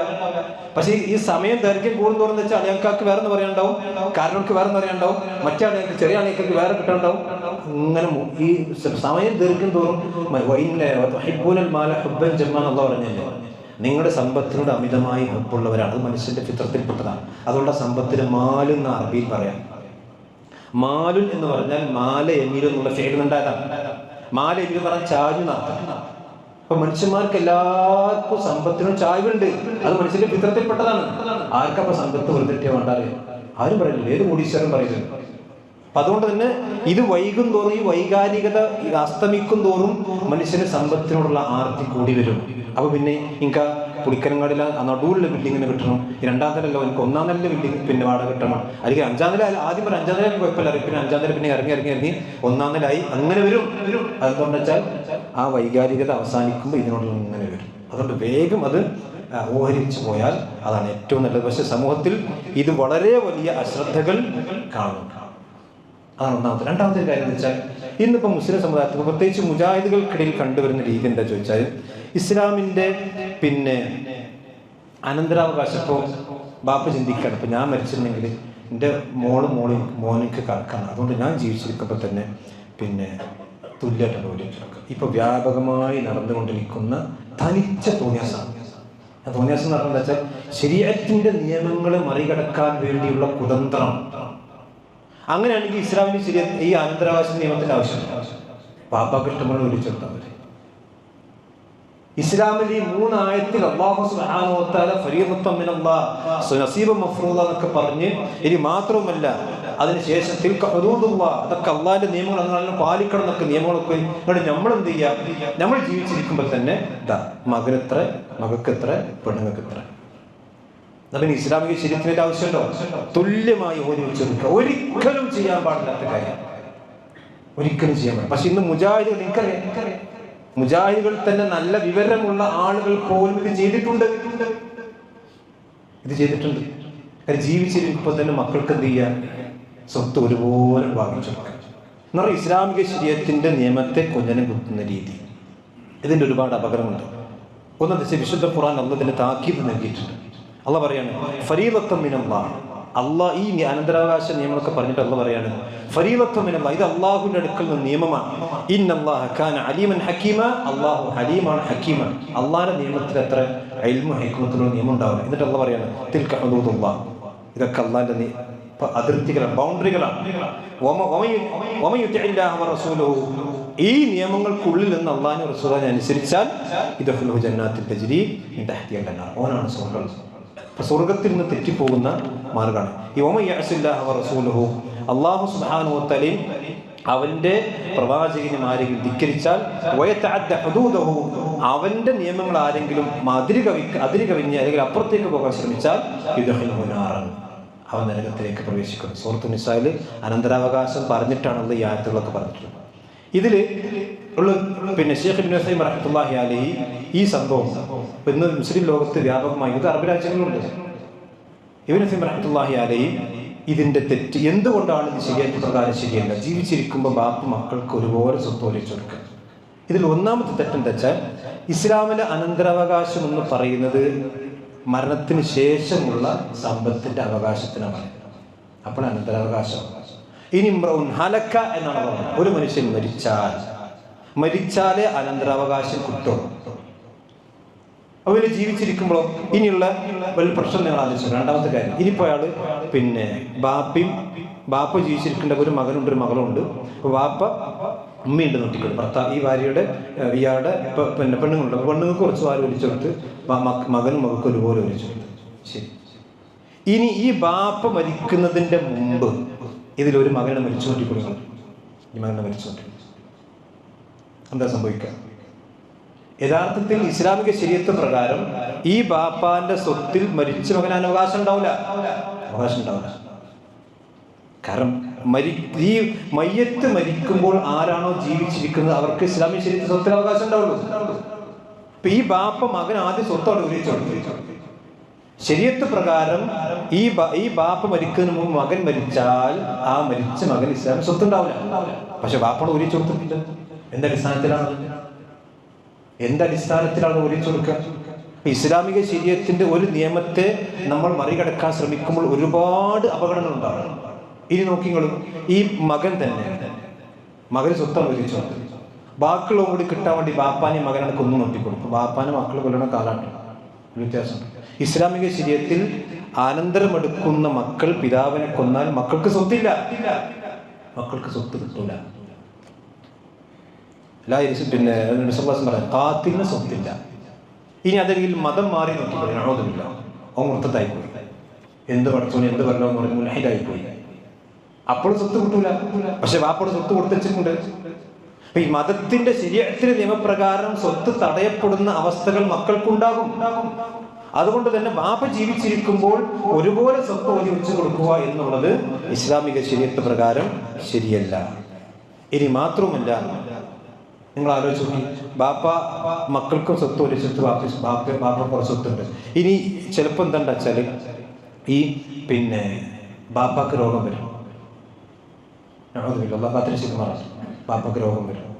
പക്ഷെ ബാപ്പാക്ക് രോഗം വരുമ്പോൾ ബാപ്പാക്ക് ചികിത്സിക്കാനുള്ള സ്വത്തുണ്ടാവില്ല, ഒക്കെ മക്കൾ കൊടുത്തില്ലേ. ജീവിച്ചിരിക്കുമ്പോൾ പിതാവിന്റെ സ്വത്ത് പൂർണ്ണമായും പിതാവിൻ്റെതാണ്. ആ പിതാവിന്റെ ആവശ്യങ്ങളെല്ലാം നിർവഹിക്കേണ്ടത് പിതാവിന്റെ സ്വത്ത് തന്നെയാണ്. ബാപ്പാക്ക് അസുഖം വന്നു, ബാപ്പാക്ക് കണ്ടവാന സ്വത്തുണ്ട്, അപ്പൊ മക്കൾ കൊടുത്തു. ഇനി ബാപ്പാക്കൊന്നുമില്ല, ബാപ്പാക്ക് രോഗം വന്നു, പിന്നെ മക്കളോട് ഇറക്കേണ്ടി വരും. മക്കൾക്ക് തരുന്ന ഉറപ്പുണ്ടോ? ഒരറപ്പില്ലല്ലോ. മക്കൾ തരുന്നുണ്ടോ ഉറപ്പുള്ളത്? അപ്പൊ പിതാവിന്റെ സ്വത്ത് മുഴുവനും അങ്ങനെ ചിലപ്പോ പോകുന്ന അവസ്ഥ ഉണ്ടാവും. ഇനി ബാപ്പാക്ക് സ്വതം കൊടുക്കാൻ ഉണ്ടാവും, കറൊക്കെ ഓരിച്ചു കൊടുത്തു. അപ്പൊ ഇത് ഈ ശരീഅത്തിന്റെ നിയമങ്ങൾ മാത്രമല്ല. ഇനി പലപ്പോഴും എന്താ വെച്ചാൽ ഈ നമ്മുടെ നാട്ടിലൊക്കെ ഇപ്പൊ ഈ ഓൾഡ് ഏജ് ഹോമിലൊക്കെ വൃദ്ധസദനത്തൊക്കെ കൊണ്ടുപോയി ആക്കുന്ന മക്കളപ്പൊ നമ്മുടെ മുസ്ലിം സമുദായത്തിലേക്ക് മലപ്പുറം ജില്ലയിൽ വരെ ഈ വൃദ്ധസദനമൊക്കെ കൂടി വരികയാണ്. വയസ്സായവരും കുടുംബത്തിലും വീട്ടിലൊക്കെ ഭാരമായിക്കൊണ്ടിരിക്കുകയാണ്. അപ്പൊ ബാപ്പാന്റെ സ്വത്തും കൂടി ആദ്യം ഓരിച്ചെടുത്താൽ പിന്നെ ബാപ്പ അസ്സലാമു അലൈക്കും എന്ന് പറഞ്ഞ മോനോട് പോകും. ബാപ്പി ഒരു പിന്നെ യാതൊരു ബന്ധമുണ്ടാവില്ല. പിന്നെ ആകളെ ബന്ധിച്ച വാപ്പ മരിച്ച മകന്റെ സ്വത്ത് അവന്റെ സ്വത്തിട്ടാണ്ടുള്ളത് ആ ബന്ധത്തിനെങ്കിലും അവന് വാപ്പാനെ നോക്കണ അവസ്ഥ ഉണ്ടാവും. ഈ ജോലി ചൊടുത്തില്ലെങ്കിൽ നേരെ ജോലി ചൊടുത്ത ചിലപ്പോൾ അതുകൂടി ഇല്ലാതെ മകനെ എന്താ പറയുക, മക്കൾ പിതാക്കന്മാരെ നോക്കാത്ത അവസ്ഥയും ഉണ്ടാകും. ഇത് ശരിക്കും മനസ്സിലാക്കും. അതുകൊണ്ട് ശരീഅത്തിന്റെ നിയമങ്ങളെ ഒരിക്കലും നമ്മൾ മറികടക്കണം. അതേ സമയത്ത് ജീവിച്ചിരിക്കുന്ന മക്കളെ സംബന്ധിച്ചിടത്തോളം ഹദിയ വാപ്പാക്ക് കൊടുക്കാം. ഹദിയ കൊടുക്കുമെന്ന് വെച്ചാൽ എല്ലാ മക്കൾക്കും ഒരുപോലെ കൊടുക്കണം. പക്ഷേ ഹദിയ കൊടുക്കുമ്പോഴും അനന്തരാവകാശത്തിന് സ്വത്ത് ബാക്കി വെക്കണം. അതുകൊണ്ട് വസിയത്ത് പോലും 1/3 ഏറി വന്ന പാടും 5 ഏറ്റവും നല്ലതെന്നാണ് ഉലമാക്കൾ വിശദീകരിച്ചത്. കാരണം റസൂലുള്ളാഹി സ്വല്ലല്ലാഹു അലൈഹി വസല്ലമയുടെ അടുക്കൽ സഅദ് റളിയല്ലാഹു അൻഹു ആവർത്തിച്ച് ആവശ്യപ്പെട്ടപ്പോഴാണ് 1/3 പറഞ്ഞത്. വസ്തുലുസ് കസീർ എന്ന് പറഞ്ഞു. പക്ഷെ സഹാബത്തൊക്കെ ഇബ്നു അബ്ബാസ് അടക്കമുള്ള ആളുകൾക്ക് പറഞ്ഞു വെച്ചാൽ അത് റസൂലുള്ളാഹിയുടെ അങ്ങേറ്റം ആവശ്യപ്പെട്ടപ്പോഴാണ് 1/3 പറഞ്ഞു. ഏറ്റവും നല്ലത് അനന്തര വസിയത്ത് കൊടുക്കാൻ നല്ലത് 5/1. സ്വത്തിന്റെ 5/1 കൊടുക്കുക, അതാണ് ഏറ്റവും സുന്നത്ത്. വസ്തുലുസ് കസീർ എന്നാണ് ഏറ്റവും വലിയ. ബാക്കിയുള്ള സ്വത്തിന് വസിയത്ത് പോലും 5/1 കൊടുക്കാൻ പാടില്ല. പിന്നെ ഹദിയ എങ്ങനെ തോന്നാൻ കൊടുക്കാം? അപ്പൊ ഹദിയ കൊടുക്കുമ്പോൾ മക്കളെ സംബന്ധിച്ചിടത്തോളം നീതി കാണിക്കണം. അതേ സമയത്ത് മുഴുവൻ സ്വത്തും ഹദിയ കൊടുക്കുന്ന രീതി ഉണ്ടാകാൻ പാടില്ല. അതാണ് ഇവിടെ നടക്കുന്നത്. ഹദിയ എന്ന് പറയും. പക്ഷെ ഹദിയാണെങ്കിൽ ഇങ്ങനെ മുഴുവൻ സ്വത്തുകൾക്ക് വസിയത്താണെങ്കിലും കൊടുക്കാൻ പാടില്ലല്ലോ. കാരണം നുഅ്മാൻ ബിൻ ബശീർ റളിയല്ലാഹു അൻഹു അദ്ദേഹം അന്നഹു അബാഹു അതാ ബി റസൂലുള്ളാഹി സ്വല്ലല്ലാഹു അലൈഹി വസല്ലം അടുക്കലേക്ക് അദ്ദേഹത്തെ കൊണ്ടുവന്നു. നുഅ്മാൻ ബശീർ ഫഖാല, അദ്ദേഹം പറയും, ഇന്നി നഹൽതു ബിനി ഹാദാ ഗുലാമൻ, എൻ്റെ കുട്ടിക്ക് ഞാൻ അടിമയെ വാങ്ങിക്കൊടുത്തിട്ടുണ്ട്. അടിമ വാങ്ങിക്കൊടുക്കുന്ന പറഞ്ഞാൽ നമ്മൾ ഇന്നലെ വാഹനം വാങ്ങിക്കൊടുക്കുക, അല്ലെങ്കിൽ നല്ല സ്വത്ത് വാങ്ങിക്കൊടുക്കുന്ന പോലെ അന്ന് അടിമ ഞാൻ വാങ്ങിക്കൊടുത്തിട്ടുണ്ട്. അപ്പൊ നബി സല്ലല്ലാഹു അലൈഹി വസല്ലം ചോദിച്ചു, അക്കുല്ലു വലദക വകുല്ലു വലദിക നഹൽത മിസ്ലഹു, ഇതുപോലെ എല്ലാ മക്കൾക്കും നീ കൊടുത്തിട്ടുണ്ടോ? ഫഖാല ലാ, അല്ല, ഈ കുട്ടിക്ക് മാത്രമേ ഞാൻ അടിമ കൊടുത്തിട്ടുള്ളൂ. എങ്കിൽ ഫർജിഉ, അതൊന്നുകിൽ അവരിൽ നിന്ന് മടക്കി വാങ്ങി എല്ലാ മക്കൾക്കും കൊടുക്കുക, അല്ലെങ്കിൽ ഒരാൾക്ക് മാത്രം ഹദിയ കൊടുക്കാൻ പാടില്ല. അപ്പൊ ഹദിയ കൊടുക്കുമ്പോൾ പിന്നെ സമത്തിലാണ് കൊടുക്കേണ്ടത്. അതേ സമയത്ത് ഇത് സ്വത്ത് മുഴുവൻ ഹദിയ കൊടുക്കുക എന്നുള്ള ഏർപ്പാട് ഇസ്ലാമിലില്ല. അപ്പൊ അനന്തരാവകാശം മരിക്കുന്നതിന് മുമ്പ് തന്നെ, വാപ്പ മരിക്കുന്നതിന് മുമ്പ് തന്നെ അനന്തരാവകാശം കൊടുക്കുക എന്ന രീതി ഇസ്ലാമിൽ ഒരിക്കലും ഇല്ലാത്ത കാര്യമാണ്. ഇനി അതേപോലെ നമ്മൾ ശ്രദ്ധിക്കണം മറ്റൊരു കാര്യം വെച്ചാൽ, വ്യത്യസ്തമായ മൂല്യങ്ങളുള്ള സ്വത്തുകൾ ഉണ്ടാവും. അപ്പം ഉദാഹരണം പറയാം, ഇപ്പൊ ഒരു കുടിക്കലുള്ള വാപ്പ മരിച്ചാൽ ചിലപ്പോൾ ഉളിക്കലങ്ങാടിയിൽ അദ്ദേഹത്തിന് സ്വത്തുണ്ടാവും, ചിലപ്പോൾ ആന്തിരിക്കുന്ന സ്വത്തുണ്ടാവും, ചിലപ്പോൾ വേറെ ഏതെങ്കിലും മലയിൽ സ്വത്തുണ്ടാവും. അപ്പൊ ഈ സ്വത്തുക്കളുടെ മൂല്യങ്ങൾ വ്യത്യാസം ഉണ്ടാവും. മൂല്യങ്ങൾ വ്യത്യാസമുള്ളതിനെ ഒന്നിച്ച് കൂട്ടിക്കൊണ്ടാണ് നമ്മൾ അനന്തരം മനസ്സിലാക്കേണ്ടത്. അതല്ല ഇവിടെ വേറെ ഈ സ്വത്ത് വേറെ ഒരിക്കുക, അല്ല ആ സ്വത്ത് വേറെ ഒരിക്കുക, ആ സ്വത്ത് മൊത്തം സ്വത്തിനെ കൂട്ടിക്കൊണ്ട് വില നിശ്ചയിക്കണം. ആ വില നിശ്ചയിച്ചിട്ട് ആ വിലക്കുള്ള സ്വത്ത് ഒരു മകൾക്ക് കൊടുക്കാൻ പാടില്ല. അപ്പൊ സ്വാഭാവികമായിട്ടും വില കൂടിയ സ്ഥലം കിട്ടുന്ന മകന് ഓഹരി കുറയും. ഈ പണ്ടൊക്കെ പിന്നെ ഈ അരിമ്പ്രമനെ പറ്റി പറഞ്ഞിട്ട് അതൊക്കെ ഫുള്ള് പെണ്ണൂരിയാണ്. കാരണം ആണൂരൊക്കെ റോഡ് സൈഡ് ആങ്ങളാരിക്കും, ഇപ്പൊ ആങ്ങളാർ മേപ്പെട്ടൊക്കെ, കാരണം ഫുള്ള് കോടികളെല്ലാം മറന്നത്. കാരണം അന്നവിടെ കാടും കൂടും പിടിച്ച് മനുഷ്യൻ പോലും കിടക്കാത്ത നാടിന്റെ അരിമ്പ്രമലൊക്കെ, എന്നാൽ അതൊക്കെ പെണ്ണൂരിയായിട്ട് ഇങ്ങനെ കൊടുത്തതാണ്. ഇപ്പൊ അവിടെയാണ് സമ്പത്ത്, റോട്ടിലുള്ളവർക്കൊന്നും കിട്ടുന്നില്ല. എന്ന് പറഞ്ഞാൽ അങ്ങനെ ഒരു ഇസ്ലാമില്ല. അത് സ്വത്ത് ഒഴി വെക്കുമ്പോൾ എല്ലാ മുതലും ഒരുമിച്ച് കൂട്ടി അതിന്റെ മൂല്യം നോക്കി മൂല്യത്തിനനുസരിച്ച് കൊണ്ടാണ് വേർതിരിവ് കാണിക്കേണ്ടത്. പിന്നെന്താ വെച്ചാല്, ഈ പൊതുവെ സമൂഹത്തിൽ കണ്ടുകൊണ്ടിരിക്കുന്ന മറ്റൊരു കാര്യം എന്ന് വെച്ചാൽ, സ്വത്ത് ഒലിക്കാൻ നേരത്താണ് പുതിയ വസിയത്ത് ഇങ്ങനെ കൊണ്ടുവരിക. എന്നോട് വാപ്പ അത് പറഞ്ഞിനി, പിന്നെ ഉമ്മ അത് പറഞ്ഞിനി എന്നൊക്കെ പറഞ്ഞിട്ട് അങ്ങനെ വല്ലതും പറഞ്ഞിട്ടുണ്ടെങ്കിൽ നമ്മളെല്ലാവരും മനസ്സിലാക്കി, നമ്മൾ ആർക്കെങ്കിലും വല്ല വസിയത്ത് കൊടുക്കണമെങ്കിൽ ഒക്കെ ലിഖിതമായ രേഖ സഹിതം എഴുതി വെക്കണം. ഇല്ലെങ്കിൽ നമ്മുടെ കാലശേഷം മക്കൾ തരുന്ന അവസ്ഥ. നമുക്ക് വല്ല വസിയത്ത് എന്ന് പറഞ്ഞെങ്കിൽ അനന്തരാവകാശിക്ക് വസിയത്തില്ല, അനന്തരാവകാശ സ്വത്തത കൊടുത്തിട്ടുണ്ട്. ഉദാഹരണം പറയാം, ഒരു പേരക്കുട്ടിയുണ്ട്, ഒരു വാപ്പാക്ക് 5 മക്കൾ, 5 ആൺകുട്ടികളുണ്ടെങ്കിൽ 5-ൽ ഒരു ആൺകുട്ടി ആദ്യം മരിച്ചു. അപ്പൊ സ്വാഭാവികമായിട്ട് ഈ ആൺകുട്ടിക്ക് സ്വത്തുണ്ടാവില്ല, പക്ഷെ ആൺകുട്ടിന്റെ കുട്ടികളുണ്ടാവും. ഈ ആൺകുട്ടിന്റെ സ്വത്ത് പേരക്കുട്ടി എന്നാണ്. ഈ വല്യാപ്പാന്റെ പേരക്കുട്ടിക്ക് സ്വാഭാവികമായിട്ടും ഈ ആൺകുട്ടികളുള്ളതുകൊണ്ട് സ്വത്തുണ്ടാവില്ല, ആ പേരക്കുട്ടി ഫക്കീറായിരിക്കും. അപ്പൊ ഈ വല്യാപ്പ എന്ത് ചെയ്യണം? ഈ പേരക്കുട്ടിക്ക് വസിയത്ത് ചെയ്തിരിക്കണം. വസിയത്ത് പറഞ്ഞ വസിയത്ത് എഴുതി വെക്കണം. വസിയത്തിന്റെ പ്രാധാന്യമാണ്. ഇല്ലെങ്കിൽ എന്താ വെച്ചാൽ ആ വസിയത്ത് ആളുകൾ അറിയുമ്പോൾ, ഇല്ലെങ്കിൽ മരിച്ചു കഴിഞ്ഞാൽ ആ വാപ്പ എനിക്ക് ആ സ്വത്ത് ഒരുക്കുമ്പോൾ ആ പുളിക്കനങ്ങാടില്ല ആ ഭാഗം എനിക്ക് തരണം വസിയത്ത് എഴുതി. ആരുടെ വസിയത്ത് എഴുതി? എന്താ പറഞ്ഞ് വാപ്പനെ ചോദിക്കാൻ പറ്റില്ലല്ലോ, ധൈര്യത്തിലും പറഞ്ഞത്. അങ്ങനെ വസിയത്ത് പറയാൻ പറ്റില്ല. വസിയത്തുണ്ടെങ്കിൽ അത് കൃത്യമായി രേഖപ്പെടുത്തി വെക്കുകയും അതുപോലെ തന്നെ ആ കാര്യങ്ങൾ നമ്മൾ മനസ്സിലാക്കുകയും ചെയ്യണം. പ്രത്യേകിച്ച് വസിയത്തിന്റെ വിഷയം ഇന്ന് ആളുകൾക്ക് പലപ്പോഴും എന്താ വെച്ചാൽ അശ്രദ്ധ ഉണ്ട്. വിശുദ്ധ ഖുർആനിൽ അനന്തരാവകാശവുമായി കൊണ്ട് ബന്ധപ്പെട്ട് പറഞ്ഞപ്പോൾ നമുക്ക് കടം വീട്ടിട്ട് അനന്തരെടുക്കാൻ പാടുള്ളൂ. മയ്യത്തിന് വസിയത്തും കടവും കഴിച്ചിട്ട് ബാക്കിയുള്ള സ്വത്തില് അനന്തരം ഒരു വെക്കാൻ പാടുള്ളൂ. പക്ഷെ അവിടെ പറഞ്ഞെടുത്ത അല്ലാഹു സുബ്ഹാനഹു വ തആല മിൻ ബഅദി വസിയത്തി യൂസീന ബിഹാ ഔദൈൻ, കടത്തേക്കാൾ വസിയത്തിന് അല്ലാഹു മുന്തിച്ചിട്ടുണ്ട്. ശരിക്കും ആ ശരീരത്തിന്റെ നിയമപ്രകാരം കടത്തിനാണ് മുൻഗണന, പിന്നെയാണ് വസിയത്ത്, പിന്നെയാണ് അനന്തരാവകാശം. ഒരാൾക്ക് വാപ്പ മരിച്ചു, വാപ്പ കുറച്ച് കടമുണ്ട്, കുറച്ച് വസിയത്തുണ്ട്. അപ്പോൾ ആദ്യം കടം വിട്ടുക, ബാക്കിയുള്ള സ്വത്തിൽ വസിയത്ത് നടപ്പിലാക്കുക.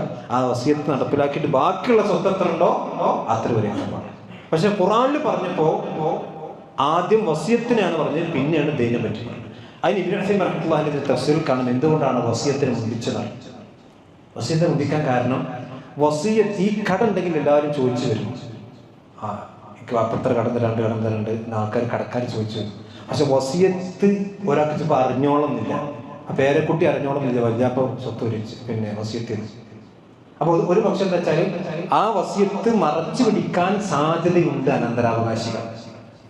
കാരണം ദൈന് പോലെ ദൈന് മറച്ചേക്കാൻ കഴിയില്ല, ദൈന് ആരാണ്ടാണോ അവൻ ചോദിച്ചു വരും. പക്ഷെ വസിയത്ത് പലപ്പോഴും ആളുകൾ ചോദിച്ചു വന്നോളന്നില്ല. അതുകൊണ്ട് തന്നെ ആ കടത്തിന്റെ അതേപോലെ തന്നെ, കാരണം കടം കടക്കാരും കൂടി ചോദിച്ചു വരും, പക്ഷെ വസിയത്ത് ചോദിച്ചു വരാത്തത് നിങ്ങൾ അശ്രദ്ധ കാണിക്കരുത് എന്ന് സൂചിപ്പിക്കാനാണ് കടത്തേക്കാൾ മുൻപന്തിയിൽ വസിയത്തിന് വെച്ചിട്ടുള്ളത്. ഇനി അത് അനന്തരാവകാശികൾ വസിയത്ത് ചെയ്യാൻ പാടില്ല, അത് ശ്രദ്ധിക്കേണ്ടതാണ്. ഇപ്പോൾ പിന്നെ മക്കളുണ്ടെങ്കിൽ ആ മക്കളിൽ ഏതെങ്കിലും ഒരു മകന് എന്തെങ്കിലും പ്രത്യേകമായിട്ടുള്ള വസിയത്തിന് പാടില്ല. ഇനി പാടില്ല ചോദിച്ചിട്ടുണ്ടെങ്കിൽ പിന്നെ മക്കളാണെങ്കിൽ, കാരണം അവർക്ക് സ്വാഭാവികമായിക്കൊണ്ടും അനന്തരം കിട്ടുന്ന ഒരു സംഗതി ഉണ്ട്, അനന്തരം കിട്ടും, കാരണം പിന്നെ ഓരോ നിശ്ചയിച്ചു കൊടുത്തിട്ടുണ്ട്. അതിനപ്പുറത്തേക്ക് നമ്മൾ എന്ത് ചെയ്യാൻ പാടില്ല, പിന്നെ ഒരു വസിയത്ത് ചെയ്യാൻ പാടില്ല. ഒരു പക്ഷേ വസിയത്ത് ചെയ്യുമ്പോൾ പറഞ്ഞില്ല, വസിയത്ത് ചെയ്ത് കഴിഞ്ഞാൽ എന്താ കിട്ടുന്നത് വെച്ചാൽ അള്ളാഹു നിശ്ചയിച്ച ചിലപ്പോൾ ഓഹരിയേക്കാൾ കൂടും അല്ലെങ്കിൽ കുറയും. അപ്പോൾ അതാ വസിയത്ത് ചെയ്യപ്പെടുന്ന വ്യക്തിയോടും ദുൽമായിരിക്കും, അതല്ലെങ്കിൽ വസിയത്ത് ചെയ്യുന്നതിനോടും ദുൽമായിരിക്കും. അപ്പോൾ ആ വിഷയം നമ്മൾ എന്ത് ചെയ്യണം, ശരിക്ക് മനസ്സിലാക്കണം. ഇനി അതേപോലെ തന്നെ പിന്നെ ഇതുള്ള മറ്റൊരു സംഗതി എന്താ വെച്ചാൽ, ഇപ്പോൾ പിന്നെ ഞാൻ പറഞ്ഞല്ലോ വസിയത്തിൻ്റെ വിഷയത്തിൽ ഇപ്പോൾ ശരീഅത്തിൻ്റെ വിമർശകന്മാർ പലപ്പോഴും പറയുന്നത് വെച്ചാൽ പേരക്കുട്ടിക്ക് സ്വത്തില്ല. ഇസ്ലാമിലെ അനന്തരാവകാശ നിയമത്തിൽ കാര്യമായി ഹദീസ് നിഷേധികളും ഈ പിന്നെ യുക്തിവാദികളും പറഞ്ഞു വെച്ചാൽ വല്യാപ്പാൻ്റെ സ്വത്ത് പേരക്കുട്ടിക്ക് സ്വത്തില്ല. എന്തൊരു അക്രമമാണ്. ഞാൻ പറഞ്ഞല്ലോ ഇസ്ലാമിക ശരീഅത്തിന്റെ അടിസ്ഥാനം എന്ന് പറയുന്നത് മരിക്കുമ്പോൾ ജീവിച്ചിരിക്കുന്ന ഏറ്റവും അടുത്ത കുടുംബക്കാർക്ക് കിട്ടും. അത് മക്കൾ ജീവിച്ചിരിക്കും മക്കളൊക്കെ കിട്ടൂല, അത് അനീതിയല്ലല്ലോ. മക്കൾ ജീവിച്ചിരിക്കും മക്കളൊക്കെ കിട്ടാത്ത മക്കളൊക്കെ ചെയ്യുന്ന അനീതിയല്ല, കാരണം മക്കളാണ് എന്നെ അവകാശിക്കുന്നത്. അതുകൊണ്ട് തന്നെ മരിച്ച മകന്റെ അല്ലെങ്കിൽ പേരക്കുട്ടിക്ക് അവിടെ കിട്ടേണ്ട ബാധ്യത എന്ന് വെച്ചാൽ വസിയത്താണ്. ആ വസിയത്ത് നിർബന്ധമായ വസിയത്തും അത് നേരത്തെ പറഞ്ഞ പേരക്കുട്ടികളെ സംബന്ധിച്ചിടത്തോളം ഫക്കീറാണെങ്കിൽ നിർബന്ധമായി ചെയ്യാം. ഇനി സുന്നത്തായ വസിയത്ത് അതേ സമയത്ത് പേരക്കുട്ടിക്ക് വാപ്പം വേണമെങ്കിൽ കൊടുത്താൽ കുഴപ്പമില്ല, അപ്പോൾ നിർബന്ധമല്ല, സുന്നത്തായിരിക്കും.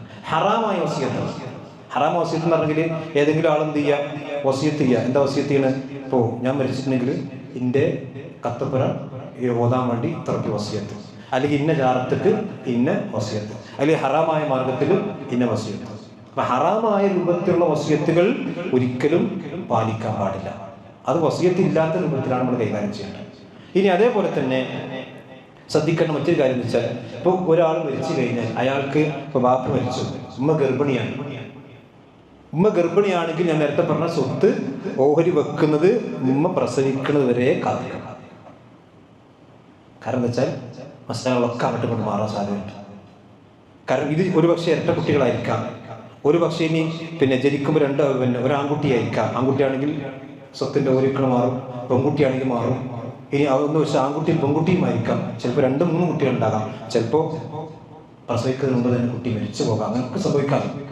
അതുകൊണ്ട് തന്നെ ആ സന്ദർഭത്തിൽ ശരീഅത്ത് പറഞ്ഞതെന്ന് വെച്ചാൽ പിന്നെ ഇവിടെ സ്വത്ത് ഓരി വെക്കുന്ന കുറച്ച് ഉമ്മ പ്രസവിക്കുന്നത് വരെ, അല്ലെങ്കിൽ ആ ഭാര്യ പ്രസവിക്കുന്നത് എന്ത് ചെയ്യണം, വൈകിപ്പിക്കണം. അവിടെ മാത്രം അങ്ങനത്തെ ചില സന്ദർഭത്തിൽ അടിയന്തര ഘട്ടങ്ങളിൽ മാത്രമാണ് സ്വത്ത് വൈകിപ്പിക്കാൻ ഇസ്ലാം അനുവാദം കൊടുത്തിട്ടുള്ളത്.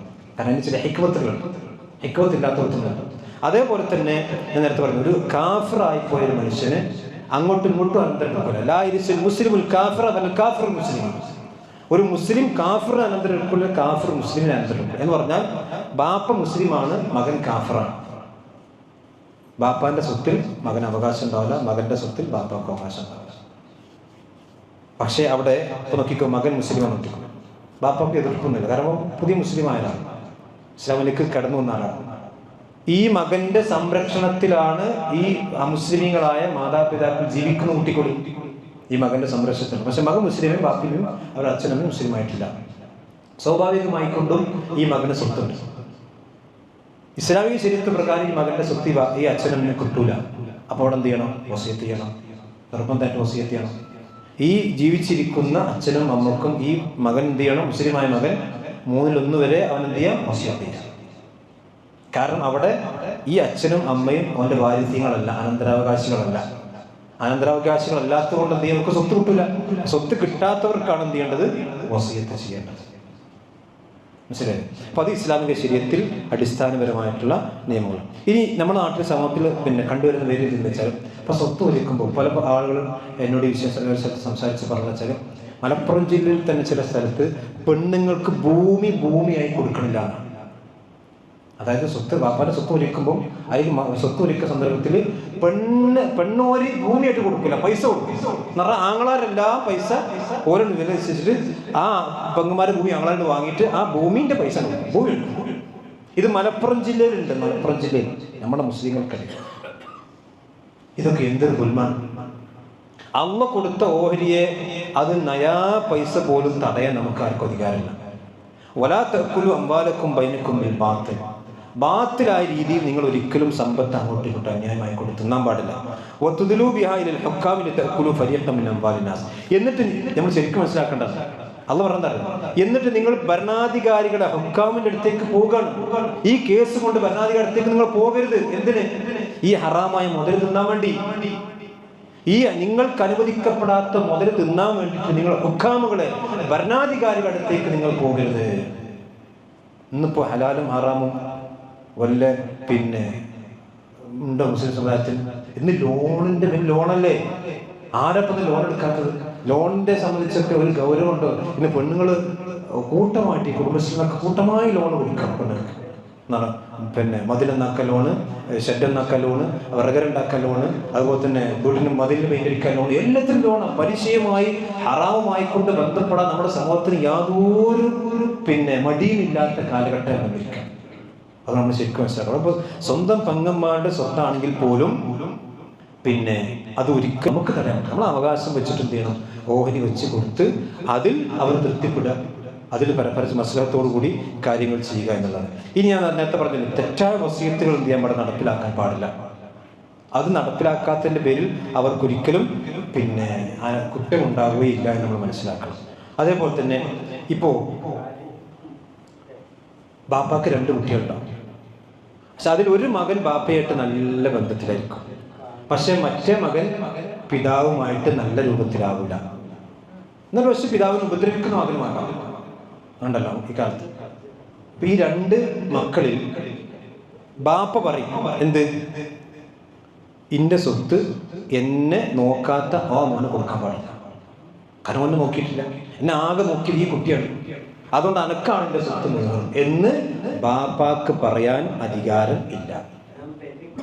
കാരണം അല്ലാഹു സുബ്ഹാനഹു വ തആല ആ മകന്, ആ പിതാവിന്റെ മകനാണ് ഈ മകനെങ്കിൽ ആ മകന് ബാപ്പാന്റെ സ്വത്തിന് അള്ളാഹ് അധികാരം കൊടുത്തിട്ടുണ്ട്. ആ മകൻ ബാപ്പാനെ നോക്കാത്ത കുറ്റം അത് വേറെ കുറ്റമാണ്, അത് ഇതേറ്റ് കണക്ട് ചെയ്യാൻ പറ്റില്ല. മക്കൾ പിതാവിനെ നോക്കുക, മാതാപിതാക്കൾ നോക്കുക എന്നുള്ളത് ആ മക്കളുടെ ബാധ്യത. ആ ബാധ്യത ആ മക്കൾ നിർവഹിക്കുന്നില്ല എന്നതിൻ്റെ പേരിൽ പിതാവിൽ നിന്ന് കിട്ടേണ്ട അവകാശത്തെ മക്കൾക്ക് തടയാൻ പിതാവിന് യാതൊരു അർഹതയും ഇല്ല. കാരണം നബി സ്വല്ലല്ലാഹു അലൈഹി വസല്ലം ഇന്നല്ലാഹ ഖദ ആത കുല്ലി ദി ഹഖ്ഖിൻ ഹഖ്ഖഹു, അല്ലാഹു സുബ്ഹാനഹു വ തആല ഓരോരുത്തർക്കും അവരുടേതായിട്ടുള്ള അനന്തരം അല്ലാഹ് കൊടുത്തിട്ടുണ്ട്. അതുകൊണ്ട് തന്നെ ബാപ്പാനെ നോക്കുക, ബാപ്പാനെ നോക്കാതിരിക്കുക എന്നത് ഒരിക്കലും അനന്തരാവകാശ നിയമവുമായി കൊണ്ട് ബന്ധപ്പെട്ട ഒരു വിഷയമേ അല്ല. കാരണം മക്കൾ ബാപ്പാനെ നോക്കിയിട്ടില്ലെങ്കിൽ, ബാപ്പാനെ ഉപദ്രവിച്ചിട്ടുണ്ടെങ്കിൽ അതിന്റെ ശിക്ഷ ദുനിയാവ് തന്നെ അള്ളാഹ് കൊടുക്കും. അതൊക്കെ നമ്മൾ ശരിക്കും മനസ്സിലാക്കണം. മാതാപിതാക്കളെ ഉപദ്രവിക്കുകയും മാതാപിതാക്കളെ നോക്കുകയും ചെയ്താൽ അത് പരലോകത്തെ ശിക്ഷയല്ല, ദുനിയാവിൽ തന്നെ അള്ളാഹ് ശിക്ഷ എന്താ പറയുക വേഗത്തിലാക്കുന്ന 2-3 കാര്യങ്ങൾ. ഒന്നാണ് ഇത്, മാതാപിതാക്കളെ കുടിക്കുക. അതുകൊണ്ട് മാതാപിതാക്കളെ കണ്ണീര് കുടിപ്പിച്ചാൽ ഒരുത്തനും ദുനിയാവിൽ കണ്ണീര് കുടിക്കാതെ മരിച്ചിട്ടില്ല. ഏത് ചരിത്രത്തിൽ മാതാപിതാക്കളെ നോവിച്ചിട്ടൊരു മനുഷ്യൻ ദുനിയാവിൽ എന്തില്ല, സുഖമായിട്ട് ജീവിക്കണില്ല. ആവശ്യത മാതാപിതാക്കൾ നോക്കണില്ല എന്നുകൊണ്ട് ബാപ്പാന്റെ സ്വത്ത് മക്കൾക്ക് തടയപ്പെടും എന്ന ശരിയല്ല. അത് വേറെ നിയമമാണ്, ഇത് വേറെ നിയമമാണ്. ഇതിന് അവർ കുറ്റവാളിയാകും. പക്ഷെ ബാപ്പ തടഞ്ഞിട്ടെങ്കിൽ ബാപ്പയും കൂടിയും അതിൽ കുറ്റമുണ്ടാകുന്ന അവസ്ഥ ഉണ്ടാകും. ഇനി പലപ്പോഴുള്ള വിഷയം എന്താ വെച്ചാൽ, ഇപ്പോൾ സമൂഹത്തിൽ ഒരു ദുരന്തം നടന്നു, ആക്സിഡന്റ് നടന്നു. ഇപ്പോൾ ബാപ്പി മകനും കൂടി ഒന്നിച്ച് യാത്ര പോകുന്ന കൂട്ടിക്കൊള്ളില്ല, അവർ ആക്സിഡന്റ് നടന്നു. അപ്പോൾ ആക്സിഡന്റ് നടന്നപ്പോൾ സ്പോട്ടിൽ വെച്ചുകൊണ്ട് പിതാവ് മരണപ്പെട്ടു, മെഡിക്കൽ കോളേജിൽ വെച്ച് മകന് മരണപ്പെട്ടു കൂട്ടിക്കൊള്ളു. ബാപ്പി മകൻ എന്ന് പറഞ്ഞാൽ പരസ്പരം അങ്ങോട്ടും ഇങ്ങോട്ടും അനന്തരം എടുക്കുന്ന ആൾക്കാരാണ്. വാപ്പാന്റെ സ്വത്തിൽ മകനും അധികാരം ഉണ്ടാവും, മകന്റെ സ്വത്തിൽ വാപ്പാക്കും അനന്തരം ഉണ്ടാവും. ഇവിടെ നമ്മൾ നോക്കേണ്ട ആദ്യം ആര് മരിച്ചു എന്നുള്ള നോക്കണം. സ്വത്ത് ഒരുക്കും ഒരു ആക്സിഡന്റിൽ അപ്പൊ ആദ്യം മരിച്ചത് ബാപ്പയാണെങ്കിൽ ഈ ബാപ്പാക്ക് ആ മകന്റെ സ്വത്തിൽ അവകാശം ഉണ്ടാവില്ല. കാരണം എന്താ വെച്ചാൽ ആ മകൻ മരിക്കുമ്പോൾ ഈ ബാപ്പ ജീവിച്ചിരിക്കുന്നില്ല, ബാപ്പ മരിച്ചിട്ടുണ്ട്. അതേസമയത്ത് ഈ ബാപ്പാന്റെ സ്വത്തിൽ ആ മകൻ അധികാരമില്ല, കാരണം ബാപ്പ മരിക്കുമ്പം മകൻ ജീവിച്ചിരിക്കുന്നുണ്ട്, പിന്നെ 1-2 മണിക്കൂർ കഴിഞ്ഞിട്ടാണ് മരിച്ചത്. അപ്പൊ സ്വത്ത് ഒരുക്കുമ്പോൾ എന്താ വെച്ചാൽ ഈ ബാപ്പാന്റെ സ്വത്ത് ഒരുക്കുമ്പോൾ ഈ മരിച്ച മകനും സ്വത്തുണ്ടാവും, ഈ മരിച്ച മകനും സ്വത്തുണ്ട്. കാരണം ബാപ്പ മരിച്ചപ്പോൾ ആര് ജീവിച്ചിരിക്കുന്നുണ്ട്, മകൻ മരിച്ചിട്ടില്ല. ഇനി ഈ മരിച്ച മകന്റെ സ്വത്ത് ഒരുക്കുമ്പോൾ ഈ ബാപ്പാക്ക് സ്വത്ത് ഉണ്ടാവില്ല. കാരണം ഈ മരിച്ച മകൻ മരിക്കുമ്പോൾ ഈ ബാപ്പ എന്ത് ചെയ്യണില്ല, ജീവിച്ചിരിക്കണ്ട. ഇതൊക്കെ കൃത്യമായി ശരീഅത്തിന്റെ കൃത്യ നിയമങ്ങൾ നമ്മൾ മനസ്സിലാക്കണം. അതുപോലെ തന്നെ ഇനി ആദ്യം ആരാണ് മരിച്ചത് എന്ന് അറിയില്ല നോട്ടിക്കൊള്ളു. ആദ്യം ആരാ മരിച്ചത്, സ്പോട്ടിൽ ഉണ്ടാണ് മരിച്ചതെങ്കിൽ അവർ അങ്ങോട്ടും ഇങ്ങോട്ടും അനന്തരം എടുക്കൂല. എന്ന് പറഞ്ഞാൽ ഈ ബാപ്പാന്റെ സ്വത്തിൽ ഈ മകന് അധികാരം ഉണ്ടാവില്ല, ഈ മകന്റെ സ്വത്തിൽ ഈ ബാപ്പാക്ക്. അപ്പൊ സ്വത്ത് ഒരുക്കുമ്പോൾ ഈ ബാപ്പാന്റെ സ്വത്ത് ഒരുക്കുമ്പോൾ ഈ മകനെ കൂട്ടാൻ പറ്റുകയില്ല, ഈ മകനെ കൂട്ടാൻ പറ്റില്ല. ഈ മകന്റെ സ്വത്ത് ഒരുക്കുമ്പോൾ ഈ ബാപ്പാനെ കൂട്ടാൻ പറ്റില്ല. അവർ പരസ്പരം അങ്ങോട്ടും ഇങ്ങോട്ടും ബന്ധപ്പെടും. അതേസമയത്ത് ആദ്യം മരിച്ചതാണ് അറിയുന്ന ആളാണെങ്കിൽ അങ്ങോട്ടും ഇങ്ങോട്ടും അവസാനം മരിച്ച ആൾക്ക് ആദ്യത്തിൽ നിന്ന് അനന്തരം. ഷെയ്ഖ് ഹുസൈൻ ഇബ്നു തൈമിയ്യ റഹ്മത്തുള്ളാഹി അലൈഹി അത് കൃത്യമായി വിശദീകരിച്ചിട്ടുണ്ട്. ഫിമൻ അമിയ മൗതുഹും ഫലം യഅരിഫും അയ്യുഹും മാത അവ്വലൻ, ആരാണ് ആദ്യം മരിച്ചതെന്ന് അറിയില്ലെങ്കിൽ ശരീഅത്തിന്റെ നിയമങ്ങളോട് ഏറ്റവും യോജിക്കുന്നത് അല്ല പരസ്പരം അങ്ങോട്ടും ഇങ്ങോട്ടും അനന്തരമെടുക്കില്ല. ബാക്കി ജീവിച്ചിരിക്കുന്ന ആൾക്കാർ അനന്തരമെടുക്കുന്നല്ലാതെ ഇവർ അങ്ങോട്ടും ഇങ്ങോട്ടും അനന്തരമെടുക്കുന്ന അവസ്ഥ ഉണ്ടാവുകയില്ല. അതേ സമയത്ത് ഇവിടെ ഈ ബാപ്പി മകൻ ഒന്നിച്ചു വരിച്ചാൽ അതിൻ്റെ ഭാര്യ ഉണ്ടാവും. ഭാര്യയ്ക്ക് രണ്ടിലും അവകാശമുണ്ടാവും. ബാപ്പാന്റെ സ്വത്തിൽ ഭാര്യ എന്നുള്ള അവകാശം ഉണ്ടാവും, മകന്റെ സ്വത്തിൽ ഉമ്മ എന്നുള്ള അവകാശം ഉണ്ടാവും. പെണ്ണിന് രണ്ട് അവകാശം കിട്ടും. പക്ഷെ ബാപ്പക്കും മകനും അങ്ങോട്ടും ഇങ്ങോട്ടും അനന്തരം ഉണ്ടാകുന്ന അവസ്ഥ ഉണ്ടാവണം. ഇനി ഒരു മയ്യത്തിന്റെ സമ്പാദ്യം മുഴുവനും ഹറാമ നോക്കിക്കൊണ്ടു. ഹറാമായ ബാപ്പാന്റെ സ്വത്ത് മുഴുവൻ ഹറാമെന്ന് മക്കൾക്ക് നല്ലോ അറിയാം. ഒരു നയാ പൈസ ഹലാലായ പൈസ അല്ല. ബാപ്പ മരിച്ച് നല്ല സമ്പത്തുണ്ട്, എന്താ ചെയ്യാ? ആ ഒരു ഹലാലായ മാർഗത്തിലൂടെ സമ്പാദിച്ചതല്ല ഇനി ആ വാപ്പ പെട്ടുണ്ടെന്നും അല്ലെങ്കിൽ പിന്നെ മറ്റുള്ളവരെ പറ്റിച്ചിട്ടാണ് സമ്പത്തുണ്ടാക്കിയത് എങ്കിൽ ആ ഹലാലായ സമ്പത്ത് ഹറാമായ സമ്പത്ത് നമുക്ക് മാറ്റി നിർത്താൻ കഴിയുമെങ്കിൽ അതാണ് ആദ്യം ചെയ്യേണ്ടത്. വാപ്പാൻ്റെ എത്ര സമ്പത്തൊക്കെ ഏകദേശം ഹറാമൊക്കെ ഉണ്ടാവും, ബാക്കിയൊക്കെ നല്ലതന്നെ വാപ്പ ഉണ്ടാക്കിയതാണ് എങ്കിൽ അത് നമ്മൾ മാറ്റി നിർത്തിയിട്ട് ഈ ഹലാലിൽ നിന്നാണ് അനന്തരാവകാശം നമ്മൾ ഭാഗിക്കേണ്ടത്. ഹറാമിനെ സംബന്ധിച്ച് പറയാണ്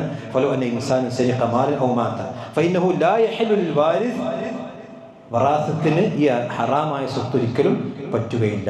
ഇനി ഇനി ഇയാൾക്ക് സംബന്ധിച്ചിടത്തോളം ഹറാമായ സ്വത്തിന് എന്താ കാട്ടുക? അത് സ്വതക്ക കൊടുക്കന്നെ. ആളുകൾക്ക് സ്വതക്ക കൊടുക്കാതെ ഒരിക്കലും അനന്തരാവകാശത്തിൽ നിന്ന് ഹറാമായ സ്വത്ത് എടുക്കാൻ പാടുള്ളതല്ല. കാരണം എന്താ വെച്ചാൽ അത് അള്ളാഹ് ഹലാലാക്കാത്ത സ്വത്താണെങ്കിൽ പിന്നെ ബർക്കത്തുണ്ടാവില്ല. നമ്മൾ എന്തിനാണ് ഹറാം കൊടുത്ത് തിന്നാൻ നിൽക്കുന്നത്? ഒരു ഹദിയ ഒരാ മനുഷ്യൻ ഹറാമായ ഹദി തന്നാൽ നമ്മൾ സ്വീകരിക്കോ? ഒരാൾ കള്ളും കുപ്പി എന്ന് നമ്മൾ സ്വീകരിക്കോ?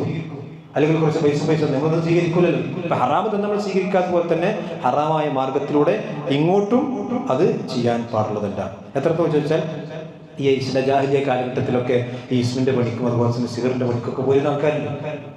അപ്പൊ അവരുടെ മക്കൾ നല്ലവരായിരിക്കും, ഹറാമൊന്നും ചെയ്യാത്തവരായിരിക്കും. അവരെ സംബന്ധിച്ചിടത്തോളം എത്രയാണോ തൻ്റെ പിതാവിൻ്റെ സ്വത്തിൽ ഹറാമായിട്ട് അത് മാറ്റി നിർത്താൻ കഴിയുമെങ്കിൽ അവർക്ക് മാറ്റി നിർത്തണം. അതല്ലെങ്കിൽ അവരത് സ്വതക്ക കൊടുക്കുകയാണ് വേണ്ടത് എന്നുള്ളതാണ്. ഇനി പിന്നെ ഇത് മനസ്സിലാക്കണം. ഇപ്പോൾ കല്യാണം കഴിഞ്ഞു, ഉദാഹരണം പറയാം, നിക്കാഹ് കഴിഞ്ഞ് പിന്നെ ഭാര്യയും ഭർത്താവും ഒന്നിച്ച് വാഹനത്തിൽ പോവുകയാണ്. അവർ പരസ്പരം ശാരീരിക ബന്ധത്തിൽ നിന്ന് ഏർപ്പെട്ടിട്ടില്ല, നിക്കാഹ് കഴിഞ്ഞിട്ടുണ്ട്. ആ പോകുന്ന വഴിയിൽ പിന്നെ ഭർത്താവ് മരണപ്പെട്ട് നോക്കിക്കൊള്ളു. ഭർത്താവ് മരിച്ചു, നിക്കാഹ് കഴിഞ്ഞിട്ടുണ്ട്, സംഭവിക്കാറുണ്ട്. അതുമില്ല, ലോകാത്തിരിച്ചിരിക്കുന്നതാണ്. അങ്ങനെയാണെങ്കിൽ ഈ മരിച്ച മനുഷ്യന്റെ സ്വത്തിൽ ഈ ഭാര്യയ്ക്ക് അവകാശമുണ്ട്. നിക്കാഹ് കഴിഞ്ഞുകൊണ്ട് ഒരുപക്ഷെ ശാരീരിക ബന്ധങ്ങളോ മറ്റൊന്നും ഉണ്ടായിട്ടുണ്ടാവില്ല, എന്നാൽ പോലും ഈ മരിച്ച മനുഷ്യന്റെ പിന്നെ സമ്പത്തിൽ ഈ ഭാര്യയ്ക്ക് അവകാശം ഉണ്ടായിരിക്കും. കാരണം ഭാര്യ എന്നുള്ള നിലക്ക്, കാരണം വായി കഴിഞ്ഞിട്ടുണ്ടല്ലോ. പിന്നെ ഇബ്നു മസ്ഊദ് റളിയല്ലാഹുവിന്റെ അടുക്കൽ സംഭവം വന്നു.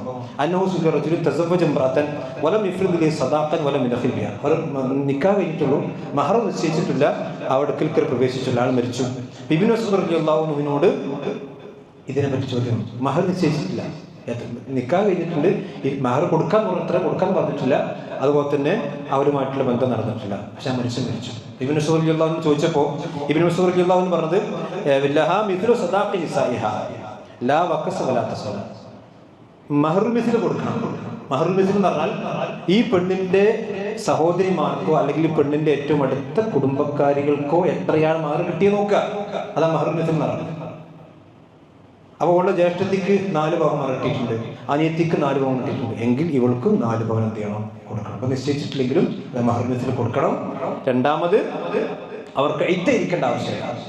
ഈ പെണ്ണ് ഇദ്ദല്ല, ഭർത്താവ് മരിച്ച് 4 മാസം 10 ദിവസം എന്നുള്ള ഇദ്ദ അവർ ഇരിക്കേണ്ടതില്ല. വലഹ അൽ മീറാസ്, എന്നാൽ അനന്തരത്തിൽ അവർക്ക് സ്വത്ത് കിട്ടുകയും ചെയ്യും.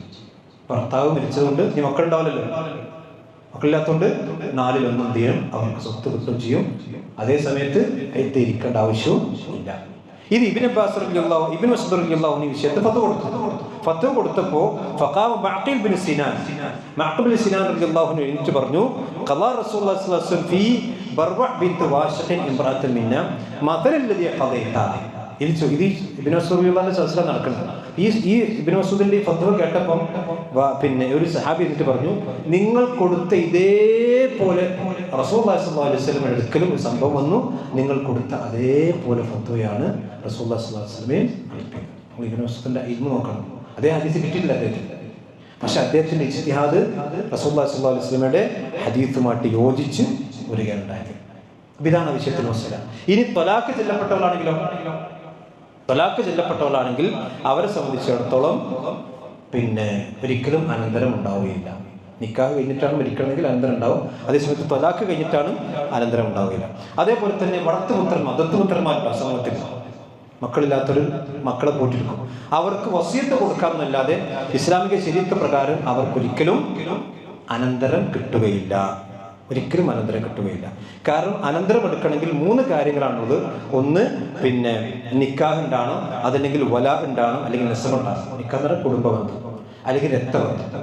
ഇനി വലാ എന്ന് പറഞ്ഞാൽ മോചനത്തിനുള്ള ബന്ധം. ഒരാൾ അടിമയെ മോചിപ്പിച്ചു, അടിമക്ക് കുറേ സ്വത്തുണ്ട്, അടിമക്ക് വാപ്പില്ല അമ്മില്ല ആരുമില്ല, അടിമ മരിച്ചു കഴിഞ്ഞാൽ അടിമയുടെ സ്വത്ത് മുഴുവൻ അടിമയെ മോചിപ്പിച്ചാൽ. അതല്ലാതെ ദത്ത് എടുക്കുന്ന ഒരു കുട്ടിയെ സംബന്ധിച്ചിടത്തോളം അനന്തരാവകാശത്തിൽ സ്വത്തുണ്ടായിരിക്കും. അതേപോലെ നമ്മൾ മനസ്സിലാക്കേണ്ട മറ്റൊരു വിഷയമാണ്, വ്യഭിചാര സന്താനത്തിനും അനന്തരാവകാശത്തിൽ സ്വത്തുണ്ടാവില്ല. നമ്മൾ ശരിക്കും മനസ്സിലാക്കണം. ഇപ്പോൾ നമ്മൾ ലിവിങ് ടുഗദർക്കുള്ള കാലഘട്ടമാണ്. ആണും പെണ്ണും തമ്മിലുള്ള ബന്ധത്തിനൊന്നും യാതൊരു അതിർത്തിയും ഇല്ലെന്ന്. എന്നാൽ കല്യാണം കഴിക്കണമെന്ന് മുമ്പ് തന്നെ പോവുകയാണ്, ഒന്നിച്ച് ടൂറ് പോവുകയാണ്. അങ്ങനെ ടൂറ് പോയപ്പോൾ ഈ പെണ്ണ് ഗർഭിണിയെ നോക്കിക്കൊണ്ടു. അവനെന്നാട്ടാ പാപ്പ വേഗം കുടിച്ചാലും മുജാരെ കൊണ്ടുവന്നാൽ വേഗം കെട്ടിച്ചെടുക്കും.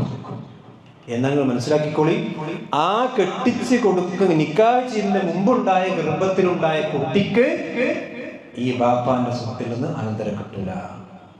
മാത്രമല്ല ആ കുട്ടിയുടെ പിതാവായി ഇയാൾ അറിയപ്പെടാനും പാടില്ല. ഹറാമിലൂടെ ഉണ്ടായ കുട്ടി, വ്യഭിചാരത്തിലൂടെ ഉണ്ടായ സന്താനത്തിന് ഇസ്ലാമിൽ ഒരിക്കലും അനന്തരം ഉണ്ടാവില്ല. ഇനി ആ കുട്ടി പെൺകുട്ടിയെ നോക്കിക്കൊള്ളികൾ. ഈ ഹറാമായ കല്യാണത്തിന് മുമ്പ് വ്യഭിചാരത്തിലൂടെ കുട്ടി പെൺകുട്ടിയെ നോക്കിക്കൊള്ളി. ഈ പെൺകുട്ടിയാണെങ്കിൽ പോലും ഈ പെൺകുട്ടിക്ക് ഇയാൾ മഹറമായിരിക്കും. എന്താ പറയാ, ഈ പിന്നെ കല്യാണത്തിന് എന്താ പറയാ വലിയായി നിൽക്കാൻ പറ്റും. ഈ പെൺകുട്ടിക്ക് ഈ തന്തപ്പൊടി എന്ന് പറഞ്ഞ ഈ ചെങ്ങായിലെ വലിയാക്കാൻ പറ്റില്ല. മഹറമല്ല, അന്യപുരുഷനാണ്. നിങ്ങൾ ആലോചിച്ചു, അന്യപുരുഷനാണ്. സ്വന്തം രക്തത്തിൽ പറഞ്ഞ കുട്ടി തന്നെയാണ്, പക്ഷെ മാർഗം തെറ്റിപ്പോയി. ഇതൊക്കെ സമൂഹത്തിൽ മനസ്സിലാക്കണ്ടോ?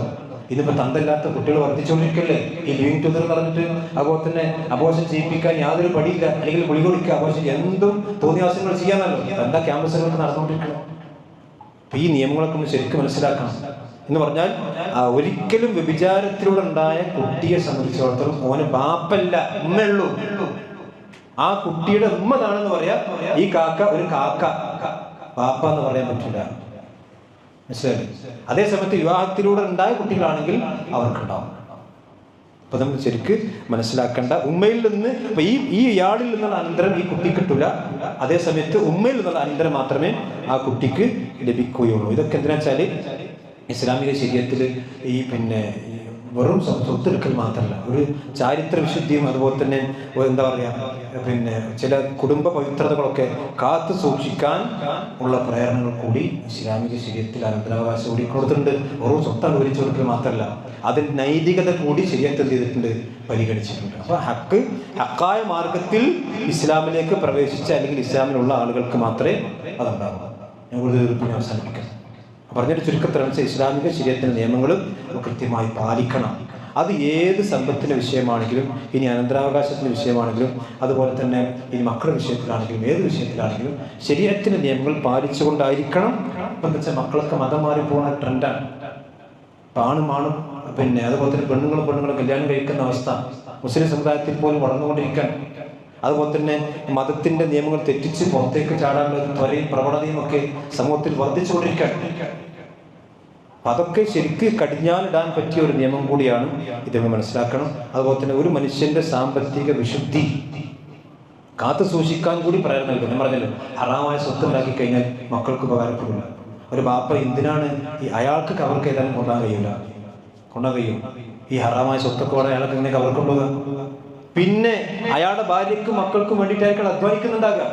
പക്ഷേ ഈ ഹറാമായ സമ്പാദ്യത്തിലൂടെ അധ്വാനിച്ചു കഴിഞ്ഞാൽ അയാൾക്ക് ഭാര്യയ്ക്കും മക്കൾക്ക് ഉപയോഗിക്കാൻ കഴിയാൻ മനസ്സിലാക്കി കഴിഞ്ഞാൽ പിന്നെ ഹലാലായ മാർഗത്തിലൂടെ സമ്പാദിക്കുള്ളൂ. പക്ഷെ മുസ്ലിം മനസ്സിലാക്കുന്നുണ്ട്. അതുകൊണ്ട് സമ്പത്ത് രംഗത്ത് വളരെ വിശുദ്ധി നമ്മൾ കാത്തു സൂക്ഷിക്കണം. പ്രത്യേകിച്ചും ഈ അനന്തരാവകാശവുമായി ബന്ധപ്പെട്ട വിഷയങ്ങളിലൊക്കെ കഴിയുന്നതും ഞാൻ നേരത്തെ പറഞ്ഞ സ്വത്തുക്കൾ വേഗം ഒരുവെച്ച് ശരീരത്തിന് നിയമപ്രകാരം തെറ്റിക്കാതെ ആ നിയമങ്ങൾ ഉള്ളിൽ നിന്ന് പാലിച്ചുകൊണ്ടായിരിക്കും നമ്മൾ ചെയ്യേണ്ടത്. അള്ളാഹു സുബ്ഹാനഹു വ തആല അനുഗ്രഹിക്കുമാറാവട്ടെ. അള്ളാഹുവിൻ്റെ ദീന് കൂടുതൽ പഠിക്കാനും മനസ്സിലാക്കാനും അതനുസരിച്ച് കൊണ്ട് ജീവിക്കാനും അള്ളാഹു നമുക്ക് നമ്മുടെ കുടുംബത്തിനും തൗഫീഖ് നൽകുമാറാവട്ടെ. നമ്മിൽ നിന്ന് അറിഞ്ഞും അറിയാതെയും സംഭവിച്ചു പോയ ചെറുതും വലുതുമായ രഹസ്യവും പരസ്യമായ എല്ലാ തെറ്റുകുറ്റങ്ങളും അള്ളാഹു നമുക്കെല്ലാം പുറത്തു നൽകുമാറാവട്ടെ. നമ്മൾ വിശുദ്ധ റമദാൻ അനുഷ്ഠിച്ചുകൊണ്ടിരിക്കുന്ന മുഴുവൻ സൽക്കർമ്മങ്ങളും അള്ളാഹു നമ്മൾ കബൂൽ ചെയ്യുമാറാവട്ടെ. പോരായ്മകൾ നികത്തി പൂർണ്ണമായ പ്രതിഫലം നൽകി അള്ളാഹു അനുഗ്രഹിക്കുകയും അവൻ്റെ റയ്യാൻ എന്ന കവാടത്തിലൂടെ അവൻ്റെ സ്വർഗീയ ലോകത്തേക്ക് പ്രവേശിക്കാൻ ഭാഗ്യം ലഭിക്കുന്നവരിൽ അള്ളാഹു നമ്മെ നമ്മുടെ കുടുംബത്തിൽ ഉൾപ്പെടുത്തുമാറാവട്ടെ. രോഗം മൂലം കഷ്ടപ്പെടുന്ന ഒരുപാട് സഹോദരി സഹോദരന്മാർ അള്ളാഹു അവർക്ക് രോഗം ശിഫ നൽകുമാറാവട്ടെ. ربنا آتنا في الدنيا حسنة وفي الآخرة حسنة وقنا عذاب النار.